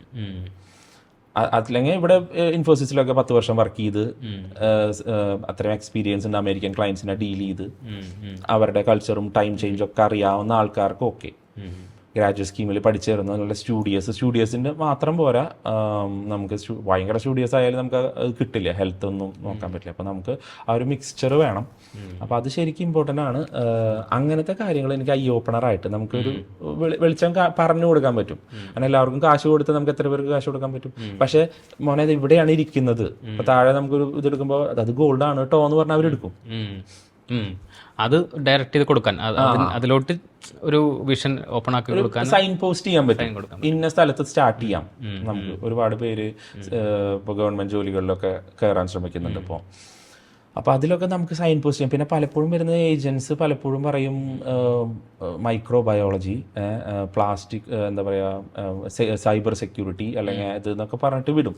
അപ്പോൾ ഇവർ അതിൽ മാത്രം സൈബർ സെക്യൂരിറ്റി അല്ലെങ്കിൽ വളരെ നാരോ ഡൗൺ ആയിട്ടുള്ള ഒരു കോഴ്സ് ചെയ്യുന്ന ആൾക്ക് പിന്നെ ഇത് എൻഡ് ഓഫ് ഡേ വളരെ ഒത്തൻറ്റിക് ആയിട്ട് പറയുകയാണെങ്കിൽ ഡെവലപ്പിംഗ് കൺട്രിയിൽ നിന്ന് ഡെവലപ്ഡ് കൺട്രിയിലേക്ക് വരാനുള്ള ഒരു ടിക്കറ്റാണ് ഈ കോഴ്സ്. ഈ പഠിപ്പിക്കുന്നത് ആ രാജ്യത്ത് വന്നിട്ട് ഒരു 3 വർഷം നിന്ന് എന്തെങ്കിലുമൊക്കെ ചെയ്യാൻ പറ്റുമെന്ന് നോക്കണം. അപ്പോൾ ഒരു ടിക്കറ്റാണ്. ആ ജെനുവിനിറ്റിയിലേക്ക് വരുമ്പോൾ നമുക്ക് മനസ്സിലാവും ഒരു ബേസിക് ഏതെങ്കിലും ഒരു കോഴ്സ് എടുത്താൽ മതി. അവിടെ ഇമ്പീരിയൽ കോളേജ് അല്ലെങ്കിൽ കേംബ്രിഡ്ജിലൊക്കെ 60,000-70,000 ഒക്കെ കോഴ്സ് ഒന്നും വേണ്ട, 10-15 ചെറിയൊരു കോഴ്സ്. അത് ജനറൽ കോഴ്സിനെ എത്രയും നല്ലത്. കഴിയുമ്പോൾ നമുക്ക് എടുക്കാമല്ലോ. ഇവർക്ക് സൈബർ സെക്യൂരിറ്റി എടുക്കുന്ന MBA കഴിഞ്ഞതിന് ശേഷം ഒരു 6 months ട്രെയിനിങ് എടുത്താൽ മതി, ചെറിയൊരു കോഴ്സ് എടുത്താൽ മതി, വലിയ കാശാവില്ല. അപ്പോൾ അവിടെ നമുക്ക് ഓപ്പണിംഗ് വരും. നേരെ മറിച്ച് നമ്മൾ ഓൾറെഡി സൈബർ സെക്യൂരിറ്റി വരുമ്പോൾ ഓരോരുത്തർ ഇന്റർവ്യൂവിന് എടുക്കുമ്പോൾ അവർ ഹെൽത്ത് സെക്ടർ ആണെങ്കിൽ അവർ പറയും ഒയ്യോട്ടും കണക്റ്റഡ് അല്ല, എന്നിട്ട് അവർ പോവും. പക്ഷെ ഇതൊക്കെ ഇമിഗ്രേഷൻ്റെ ഇതിൽ വരുമ്പോൾ അവർ ചോദിക്കും നിങ്ങൾ ഇത് പഠിച്ചിട്ട് എന്താ അതിന് പോയി, നോർമൽ ലോജിക്ക് ചോദ്യം ചോദിച്ചില്ല. അപ്പോൾ മൈഗ്രേഷൻ്റെ ഇത് മാറിപ്പോയി. പക്ഷെ ഞാൻ പറയുന്നത് യാത്രകൾ പലതരം ഉണ്ട്. യാത്രകൾ അവിടെ ഓരോ രാജ്യങ്ങളിൽ ട്രാവൽ ചെയ്തിട്ട് ചെയ്യുന്നതുണ്ട്. ഇപ്പോൾ സാൻഡപ്പനൊക്കെ ഓരോ രാജ്യങ്ങളിൽ പോയിട്ട് താമസിച്ച് അങ്ങനെയുള്ളതുണ്ട്. വെറുതെ യാത്ര ചെയ്തു പോകുന്നുണ്ട്. 2 വർഷം 3 വർഷം നിൽക്കാനായിട്ട് പോകുമ്പോൾ ആ യാത്രയ്ക്ക് ഒരു വ്യത്യാസം വേണം. ഒരു പെർസ്പെക്റ്റീവ് വേറെയാണ്. കാരണം നാട്ടിൽ ഒരുപാളായിട്ട് അവിടെ നിന്ന് അവിടെ താമസിച്ച് അവിടെ ജീവിച്ച് അവിടെ എന്തെങ്കിലും കമ്മ്യൂണിറ്റി കോൺട്രിബ്യൂഷൻ അങ്ങനെയൊക്കെ ചെയ്യാൻ പറ്റുന്ന, പിന്നെ ടാക്സ് അടയ്ക്കുന്നുണ്ട്, എല്ലാവരും നല്ല ടാക്സ് അടയ്ക്കുന്നുണ്ട്. ഈ ദീപകിൻ്റെ യാത്രയിൽ ഈ പറയുന്ന കരിയറിൻ്റെ യാത്ര അതെങ്ങനെയായിരുന്നു? ഈ പറയുന്ന ന്യൂസ് പേപ്പറിൽ നിന്ന് പിന്നെ എങ്ങനെയായിരുന്നു ഗ്രോത്ത്? ഒന്ന് ബ്രീഫായിട്ട്. അതെ പത്രം കൊടുത്താണ് തുടങ്ങിയത്. അപ്പോൾ അറിയാലോ, വളരെ 3 മണിക്കൂറിൻ്റെ പേയ്മെൻ്റ് ആണ് കിട്ടുക. അന്ന് കാലത്ത് 5 പൗണ്ട് എന്നേ ഉള്ളൂ. അപ്പോൾ 5 പൗണ്ട് എന്ന് പറഞ്ഞാൽ 500 രൂപ, 3 മണിക്കൂറിന് 1,500 രൂപ. അത് അന്ന് കാലത്ത് 15 വർഷം മുമ്പ് വളരെ മിനിമം പേയ്മെൻ്റ് ആണ്. വളരെ കഷ്ടപ്പെടുന്ന, അതായത് ഒരു സേയിങ് ഉണ്ട്, വിത്ത് ഹാർഡ്ഷിപ്പ് കം ഈസ്. ഭയങ്കര ഹാർഡായിട്ട് പോയി പിന്നെയുള്ള എല്ലാം ഈസി ആയിരിക്കും. അപ്പം അന്ന് കാലത്ത് ഇപ്പോൾ പറയുന്നത് എത്രത്തോളം റെലവൻ്റ് ആണോ എന്നറിയില്ല. അന്ന് കാലത്ത് എനിക്ക് ആരും അനുകരിക്കരുത് ഇത്, പക്ഷെ അന്ന് കാലത്ത് എന്താ പറയുക, ബ്ലഡ് പെയ്ഡ് ഡൊണേഷൻ വരെ ചെയ്തിട്ട്, അതായത് ചോര കൊടുത്താൽ നമുക്ക് ഒരാഴ്ച ഭക്ഷണം കഴിക്കാം. അപ്പോൾ ഭക്ഷണത്തിന് പകരം രക്തം വിൽക്കുന്ന അവസ്ഥ എന്ന് വരെ പറയാം. അതുപോലത്തെ ഹാർഡ്ഷിപ്പിലൂടെ കടന്നു പോയിട്ടുണ്ട്. അപ്പോൾ എവറി 3 months നമ്മൾ വെയിറ്റ് ചെയ്യും. 3 മാസം. കാരണം നമുക്ക് വീട്ടിൽ ചോദിക്കാനുള്ള ഒരു മടി. 18 വയസ്സായി, ഞാൻ പ്രായപൂർത്തി ഒരാണാണ്. കാരണം അവർ ഒബ്വിയസ്ലി എനിക്ക് ട്യൂഷൻ ഫീസൊക്കെ അടച്ചു. അപ്പോൾ ഞാനിനി എൻ്റെ വീട്ടുകാരെ ഒരു ഇത് വേണ്ട, എനിക്ക് ഒറ്റയ്ക്ക് നിൽക്കാൻ അറിയാം. പിന്നെ കൺവേർഷൻ ഒബ്വിയസ്ലി നമ്മൾ ഒരിക്കുമ്പോൾ 1 ലക്ഷം അയച്ചാൽ അവിടെ 1000 പൗണ്ടുള്ളൂ. അപ്പോൾ നമ്മൾ ഫാദറിനെ ഒന്നും ബോധറിയില്ല. അപ്പോൾ ആ ഒരു വർഷത്തോളം എനിക്ക് നിൽക്കാൻ പറ്റി. പിന്നെ എൻ്റെ ഒരു ഭാഗ്യം എന്ന് പറയുന്നത് നമുക്ക് ദുബായിലൊന്നും കിട്ടാത്തൊരു ഭാഗ്യമാണ്. നല്ല കഷ്ടപ്പാടിൽ ഒറ്റയ്ക്ക് കിടക്കാൻ പറ്റും. ഒരു സിമ്പിൾ എക്സാമ്പിൾ പറയാം. നമുക്കിപ്പോൾ ടോൺസിലൈറ്റിസ് ഒക്കെ വന്നിട്ട് പനിച്ച് തുള്ളി കിടക്കുകയാണ്. അപ്പോൾ നമ്മളൊരു വീട്ടിൽ ഷെയറിങ് ആണ്, റൂമിലാണ്, ആരും ചോദിക്കാനോ ഭക്ഷണം കഴിച്ചോ വെള്ളം കഴിച്ചോ ഒന്നും ചോദിക്കാനോ ആരുമില്ല. പനിച്ച് 2 ദിവസമൊക്കെ കിടക്കേണ്ട അവസ്ഥ വന്നു. അതൊക്കെ എങ്ങനെ ഓവർകം ചെയ്തേ? അതെ. അപ്പോൾ അത് വന്നപ്പോൾ നമുക്ക് എനിക്ക് മരുന്ന് വാങ്ങാൻ അന്ന് പെൻസിലിനോ എൻ്റെ ബേസിക് മരുന്നിന് 7 പൗണ്ടാണ്. എൻ്റെ അക്കൗണ്ടിൽ നോക്കിയപ്പോൾ 6 പൗണ്ടേ ഉള്ളൂ. ആകെ 6 പൗണ്ടേ ഉള്ളൂ. ഒരു രാജ്യത്ത് പോയി ഏർലി സ്റ്റേജസ് ആണ്. അപ്പോൾ ഞാൻ ബാക്ക് ടു നമ്മുടെ നേച്ചർ സംഭവം നോക്കിയപ്പോൾ ഇഞ്ചി ഒരു ബൗളിന് 1 പൗണ്ട്, വെളുത്തുള്ളി 1 പൗണ്ടിന് 1 പൗണ്ട്. അപ്പോൾ വെളുത്തുള്ളി ക്യാപ്സ്യൂൾ ഷേപ്പിൽ കട്ട് ചെയ്തിട്ട് ഞാൻ നോക്കിയപ്പോൾ നമ്മുടെ മ്യൂക്കസിലാണ് ബാക്ടീരിയ വളരണത്. രാത്രി നന്നായി ബ്രഷ് ചെയ്ത് ഒരു ഗാർലിക് സോളോ ചെയ്ത് കഴിച്ചിട്ട് കിടന്നാൽ മ്യൂക്കസിൽ അതൊക്കെ പോവും നീട്ടി. ഇഞ്ചി വെള്ളം കുടിച്ച് നല്ല ഇഞ്ചി പീൽ ചെയ്തിട്ട് ആ ഇതിൽ നമ്മൾ ചൂടുവെള്ളം ഒഴിക്കും, ചായ ഉണ്ടാക്കുന്ന പോലെ ചൂടുവെള്ളം ഒഴിച്ചാൽ ഇഞ്ചി നീര് കുടിക്കുക. അപ്പോൾ നമ്മൾ ഇഞ്ചി നീര് വെളുത്തുള്ളി എന്നുള്ളൊരു സംഭവം അതിൽ പിടിച്ചിട്ട് എനിക്ക് 3-4 ദിവസത്തിൽ ടോൺസിലൈറ്റിസ് മാറി കിട്ടി. ഡോക്ടർ പെൻസിലിന് എഴുതിയ സാധനം. അതിന് ശേഷം ഞാൻ ഇന്ന് വരെ മരുന്ന് കഴിച്ചിട്ടില്ല. അതിന് ശേഷം കോവിഡ് വന്നപ്പോൾ പാരസെറ്റമോൾ 1-2 കഴിക്കേണ്ടി വന്നു എന്നല്ലാതെ 20 വർഷത്തോളമായിട്ട് ഞാൻ ഒരു മരുന്നും കഴിക്കാറില്ല. അല്ല, അപ്പൊ നമുക്ക് മനസ്സിലായി. കാരണം ഒരാഴ്ച 2-3 ബിസ്ക്കറ്റ് പാക്കറ്റുമേ ജീവിച്ചത് കൊണ്ട് ഇന്ന് ഞാൻ ഭക്ഷണം കാണുമ്പോൾ ചോറാണെങ്കിലും എന്താണെങ്കിലും ഭക്ഷണം എനിക്ക് വിലപ്പെട്ടതാണ്. ഒരു തരി ബാക്കി വെക്കില്ല, എങ്ങനെയെങ്കിലും മുഴുവൻ കഴിക്കാൻ നോക്കും. അത് അത്രയും പട്ടിണി കിടന്നിട്ടുള്ളതുകൊണ്ടാ. 3 ദിവസം 2 ദിവസം 3 ദിവസം പട്ടിണി കിടക്കാം. 5-6 ദിവസം പട്ടിണി കിടക്കാന്ന് പറഞ്ഞാല് അത് ഭയങ്കര ഇതാണ്. അതൊക്കെ കടന്നു പോയിട്ടുണ്ട്. അപ്പൊ അങ്ങനെ കഴിച്ചുകൊണ്ട് ഇന്ന് നല്ല ഭക്ഷണം മാത്രമേ കഴിക്കണം. മക്ഡൊണാൾഡ്സ് കണ്ടാൽ നമുക്ക് ഭക്ഷണം അല്ലാതെ തിരിച്ചറിയാൻ പറ്റുന്നുണ്ട്. അല്ലെങ്കിൽ KFC കണ്ടാലും ഓക്കെ, ഇതിൽ ന്യൂട്രീഷണൽ വാല്യൂ ഇല്ല, ആരും പറയണില്ല. പോപ്കോൺസ്, ഫ്രഞ്ച് ഫ്രൈസ്, പിസ്സ, അത് ഇതിലൊന്നും ന്യൂട്രീഷണൽ വാല്യൂ അറിയാം. പരമാവധി ഓർഗാനിക് ഇപ്പോൾ കിട്ടണമെങ്കിൽ ഒരു ആപ്പിള് അല്ലെങ്കിൽ ഒരു മാമ്പഴം അല്ലെങ്കിൽ എന്താണ് നമുക്ക് കിട്ടുന്നത്, മൾബറീസ്. ഈ സ്വീറ്റ്സ് തന്നെ നമ്മൾ കണക്കാക്കണമെങ്കിൽ ഒരുപാട് സ്വീറ്റ്സ് ഉണ്ട്. നമ്മൾ ഡേറ്റ്സ് നാച്ചുറൽ സ്വീറ്റ് ആണ്, മൾബറീസ്, ഡ്രൈഡ് മൾബറീസ്, ഗോജി ബെറീസ്, പലതരം ബെറീസ് ഉണ്ട്. അപ്പോൾ ഇതിൻ്റെയൊക്കെ ഇതെന്ന് പറഞ്ഞാൽ ന്യൂട്രീഷണൽ ക്രേവിംഗ് ആണ്. ഞാൻ പറഞ്ഞിട്ടുണ്ട്, നമ്മൾ പ്രഗ്നന്റ് ആവുന്ന ലേഡീസിന് എത്ര ഭക്ഷണം കഴിച്ചാലും വിശപ്പ് വരും. കാരണം അവരുടെ ബോഡി ന്യൂട്രീഷൻ വേണമെന്ന് പറയാം. പിന്നെ കുട്ടികൾ ചുമരുമ്പോൾ പോയി നക്കും. കാൽഷ്യം ഡെഫിഷ്യൻസി വരുമ്പോൾ ഹ്യൂമൻ ഭയങ്കര ജീനിയസ് എഞ്ചിനീയറിംഗ് അല്ലേ നമ്മൾ ഹ്യൂമൻ ബോഡി. അപ്പോൾ ഹ്യൂമൻ ബോഡിക്ക് അറിയാം. അതുപോലെ നമ്മൾ നല്ല ബെറീസും ഇതൊക്കെ കഴിക്കുകയാണെങ്കിൽ നമുക്ക് ഒരിക്കലും വിശപ്പുണ്ടാവില്ല. നമ്മൾ എത്ര ചോക്ലേറ്റ് കഴിച്ചാലും ഒരു മക്ഡൊണാൾഡ്സ് കഴിച്ചാലും പിന്നെയും പുറത്തിറങ്ങുമ്പോൾ വിശപ്പാണ്. അപ്പോ ഇതൊക്കെ ഞാൻ പറഞ്ഞ കഷ്ടപ്പാടും കഠിനാധ്വാനവും ചോര നീരാക്കല്ല, ചോര വിറ്റിട്ട് എന്ന് പറയണ, അല്ലെങ്കിൽ അങ്ങനെയുള്ള സംഭവങ്ങളിൽ നിന്ന് ശരിക്കും നമ്മൾ ഒരുപാട് പഠിക്കാൻ പറ്റി. അത്രയും കഷ്ടപ്പാടുള്ളതുകൊണ്ട് ഇപ്പം എല്ലാം എളുപ്പം. അതായത് ഒരു സത്യത്തിൽ ഈ പറയുന്ന UK അല്ല, നമുക്ക് നമ്മുടെ നാട് വിട്ടിട്ട് മാറി നിൽക്കുന്ന എല്ലാവർക്കുള്ളൊരു മെസ്സേജാണ്. എങ്ങനെ വേണം നമ്മൾ മറ്റുള്ള സ്ഥലത്ത് ചെന്ന് പെട്ട് അവിടെ രക്ഷപ്പെട്ടു വരാൻ. എല്ലാവരും ചെന്ന് പെടുന്നുണ്ടായിരിക്കും. അവിടെ നിന്നൊരു ഉയർച്ച വേണം നമുക്ക്, നമ്മുടെ ഒരു കരിയറിന് ഗ്രോത്ത് വേണം, അതുപോലെ നമുക്ക് ഇനി അങ്ങോട്ട് ഫ്യൂച്ചർ വേണം. അങ്ങനെയുള്ള ആൾക്കാർ ഇതുപോലെ ഒന്ന് പ്ലാൻ ചെയ്ത് പോയാൽ നന്നായിരിക്കുന്നല്ലേ? അതെ അതെ, അത് ഒരു ബിഗർ പിക്ചറിൽ ഒന്ന് പോസ് ചെയ്തിട്ട് നമ്മൾ എല്ലാ ദിവസവും ഓട്ടമാണ്. അപ്പോൾ നമ്മളൊന്ന് പോസ് ചെയ്തിട്ട് ഓക്കെ എങ്ങനെ നമുക്ക് ഈ മാസം എന്തൊക്കെ അച്ചീവ് ചെയ്യാൻ പറ്റും. പിന്നെ വാട്ട് യു നോ അല്ല ഹൂ യു നോ ആണ് ഇന്നത്തെ ലോകത്തിൽ ഇമ്പോർട്ടൻ്റ്. അപ്പോൾ അറിയാലോ, അപ്പോൾ അത് നമുക്ക് എത്ര ആൾക്കാരെ സഹായിക്കാൻ പറ്റും. നമ്മുടെ അവിടെ ബോറിസ് ജോൺസൺ മേയറായിരുന്നു ഞാൻ പോകുന്ന സമയത്ത്. അപ്പോൾ മേയറായിരുന്നപ്പോൾ ആൾ പിന്നീട് പ്രധാനമന്ത്രിക്ക് ചെയ്തു. അപ്പോൾ ബോറിസ് ജോൺസണൊക്കെ ആയിട്ട് വളരെ അടുത്തിടപഴകാൻ നമുക്ക് സാധിച്ചിട്ടുണ്ട്. അപ്പോൾ മലയാളികളോട് ഇന്ത്യക്കാരോട് ഭയങ്കര ഫ്രണ്ട്ലിയാണ് ബോറിസ് ജോൺസൺ. ഞാൻ ഈ സോഷ്യൽ മീഡിയയിലൊക്കെ കണ്ടിട്ടുള്ളതാണ്. നമ്മുടെ നാട്ടിലത്തെ ഏത് സെലിബ്രിറ്റി വന്നാലും, UK വന്നാലും, അല്ലെങ്കിൽ ഒരു പൊളിറ്റീഷ്യൻ വന്നാലൊക്കെ അവരെ റിസീവ് ചെയ്യുന്നതും അവരെ കൊണ്ട് നടക്കുന്നതൊക്കെ ദീപക്കായിരിക്കും. എന്താ ദീപക്കേണ്ട സെറ്റപ്പ്? നമ്മള് തൃശ്ശൂരിലായിരുന്നു എന്തൊട്ടുണ്ടടി. തൃശ്ശൂർ അങ്ങാടികളിലും കൂടുതൽ ലണ്ടനിലെ എല്ലാ സ്ട്രീറ്റുകളും എനിക്ക് പ്രോപ്പർട്ടി സെയിൽസ് ഉണ്ടായിരുന്നു. അപ്പോൾ റിയൽ എസ്റ്റേറ്റ് ഉണ്ടായിരുന്നതുകൊണ്ട് ഒരുപാട് സ്ട്രീറ്റ്സ് ബൈ ഹാർട്ടാണ്, ഒരുപാട് ഓഫീസ് സ്പേസ് കാര്യങ്ങളൊക്കെ. അപ്പോൾ ആര് വരുമ്പോഴും നമുക്ക് കുറേ ഗൈഡ് ചെയ്യാൻ പറ്റും. അപ്പോൾ കുറേ പല സിനിമകളിലും പ്രൊഡക്ഷൻ ഹെൽപ്പ് ചെയ്യാൻ പറ്റിയിട്ടുണ്ട്. അപ്പോൾ അതുകൊണ്ട് നാട്ടിലൊക്കെ പ്രൊഡ്യൂസർമാരൊക്കെ വിളിച്ചാൽ ഈ പറഞ്ഞ പോലെ നമ്മൾ പ്രൊഡക്ഷനിൽ നിന്ന് വിളിച്ചു കഴിഞ്ഞാൽ അവർക്ക് അവിടെ സപ്പോർട്ട് ചെയ്യും. അപ്പോൾ ഒരു സെലിബ്രിറ്റി മാനേജ്മെന്റ് പോലെ അപ്പോൾ എനിക്ക് കൺസൾട്ടിങ് കമ്പനി ഉണ്ട്. അപ്പോൾ എനിക്ക് പ്രോപ്പറായിട്ട് ഇൻവോയ്സ് ചെയ്യാൻ അത് പ്രോപ്പർ സ്ട്രക്ചറിൽ ചെയ്യാനും പറ്റും. പിന്നെ ഞാൻ ഇപ്പോൾ ഏഷ്യാനെറ്റിലൊക്കെ ഷോസ് ചെയ്തിരുന്നു, സ്റ്റണ്ടറാണ്. അപ്പോൾ എനിക്ക് ഡ്രൈവിംഗ് ഭയങ്കര ഇഷ്ടമാണ്, യാത്രകൾ ഇഷ്ടമാണ്. പിന്നെ സേഫ്റ്റിയാണ്, നമ്മൾ അത്രയും സേഫ് ആയിട്ടാണ് ഒരാളെ, അവരുടെ വിശ്വാസമാണ്. അതെ. അപ്പോൾ നമ്മൾ നോർമലി ഒരു ഡ്രൈവർ എന്ന് പറയുന്നതും ഷൗഫർ എന്ന് പറയുന്നതും രണ്ടും കോറ് സെയിം ആണ്. ഷൗഫർ സർവീസ് എന്ന് പറഞ്ഞാൽ ഇപ്പോൾ നമുക്ക് ഇപ്പോൾ 5-star ഹോട്ടൽസിലൊക്കെ ആണെങ്കിൽ കൺസിയേജ് ഉണ്ടാവും, റിസപ്ഷനിൽ കൺസിയേജ് ഉണ്ടാവും. അവർ കൺസിയേജ് ഷൗഫറെ വിളിച്ചാൽ ലക്ഷറി കാറിൽ, പ്രീമിയം കാറിൽ വരുന്നതാണ്. ഡ്രൈവർക്കും ഒരു മോളിലാണ് നമുക്ക് പ്രീമിയം കാറ്റഗറി ഒരു ഡ്രൈവർ എന്ന് പറയാം, സർവീസ് തന്നെയാണ്. പക്ഷെ അതിൽ അവർക്ക് പറഞ്ഞ ഒരു സോർട്ട് ഓഫ് ബൗൺസറുടെ പ്രൊട്ടക്ഷനും, ഇപ്പൊ VIP നെ കൊണ്ടുപോകുമ്പോൾ നമുക്ക് പെട്ടെന്ന് ഒരു കാർ ബ്ലോക്ക് VIPസിനെ മാത്രം ചെയ്യുന്നതാണ്. അപ്പോൾ VIPs പല രീതിയിലുള്ള VIPs ആയിരിക്കും. അപ്പോൾ അവരെ നമ്മൾ അവരുടെ പ്രൊട്ടക്ഷൻ വേണം. അവർ ഇപ്പോൾ അവരുടെ രാജ്യത്ത് വരും പെട്ടെന്ന് ചോദിക്കുമ്പോൾ അതെ നമുക്ക് പെട്ടെന്ന് ഇവിടെ പോകാമെന്ന് പറയുമ്പോൾ നമുക്ക് അവിടുത്തെ ലോക്കൽ നോളജ് ഒക്കെ അത്രയും കംഫർട്ട് ആയിരിക്കണം, ട്രെയിനിങ് ഉള്ള ഒരാളായിരിക്കണം. അപ്പോൾ ഞാൻ ചാർട്ടേഡ് മാനേജറാണ്. ഞാൻ അവിടെ MBA പഠിക്കാൻ പോയിട്ട് ഞാൻ ചാർട്ടേഡ് മാനേജർ ഇൻസ്റ്റിറ്റ്യൂട്ടിൽ നിന്ന് അക്രഡിറ്റേഷനുള്ള മാനേജറാണ് അവിടെ സ്റ്റാർട്ട് ചെയ്തപ്പോൾ. അപ്പോൾ ആ സമയത്ത് നമ്മൾ more than A driver companion who know the place, ആ സ്ഥലം അറിയാവുന്നത്, മോനെ ഇന്ന സാധനം ചെയ്യണം, ഇന്നത് വേണം എന്നൊക്കെ പറയുമ്പോൾ നമുക്ക് എല്ലാത്തിനും ഉത്തരമുണ്ട്. അപ്പോൾ കുറച്ചുകൂടെ ഒരു ഹയർ ലെവൽ ഒരു സർവീസ് പ്രൊവൈഡ് ചെയ്യാൻ പറ്റും. ഒപ്പം 15 വർഷം എന്ന് പറഞ്ഞാൽ വലിയൊരു കാലഘട്ടമാണല്ലോ. അപ്പോൾ ആ കാലഘട്ടത്തിൽ എൻ്റെ ഒരു 20-23 വയസ്സ് തൊട്ട് അങ്ങോട്ട് അവിടെയാണ്. അപ്പോൾ ആ ഒരു കാലഘട്ടം 22-23 തൊട്ട് അത്രയും കാലഘട്ടത്തിൽ നമ്മൾ ഒരുപാട് പേരായിട്ട് വളരെ അടുത്തിടപഴകാനും ഒക്കെ ഭാഗ്യം ലഭിച്ചിട്ടുണ്ട്.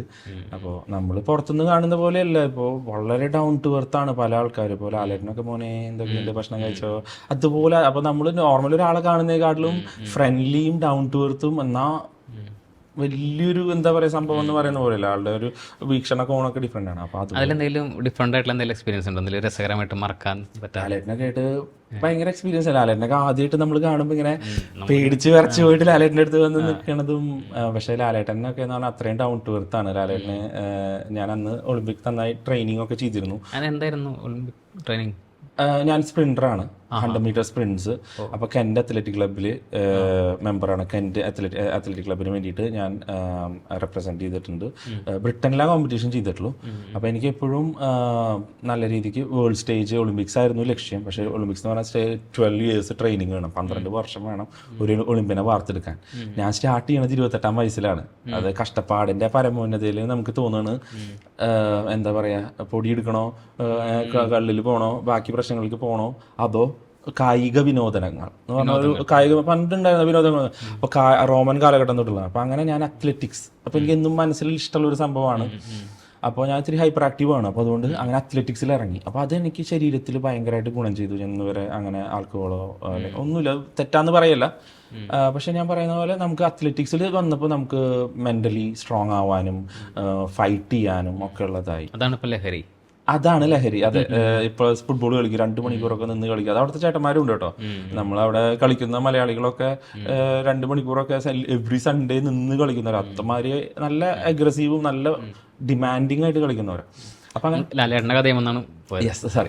അപ്പോൾ ലാലേട്ടൻ്റെ കഥ പറയുകയാണെങ്കിൽ ലാലേട്ടനായിട്ട് ഒരുപാട് യാത്രകൾ ചെയ്യാൻ പറ്റിയിട്ടുണ്ട്. നമ്മൾ ഒരു സിനിമയിൽ വരുമ്പോൾ 46 ദിവസം 50 ദിവസമൊക്കെ ഉള്ള വലിയ ഷെഡ്യൂളുള്ള സെറ്റുകളാണെങ്കിൽ ഇപ്പോൾ ലാലേട്ടൻ്റെ കൂടെ ഫുള്ള് യാത്ര ചെയ്യും. അപ്പോൾ ഒരു ദിവസം തന്നെ 5-8 മണിക്കൂർ ലാലേട്ടൻ്റെ കൂടെ സ്പെൻഡ് ചെയ്യാൻ പറ്റും.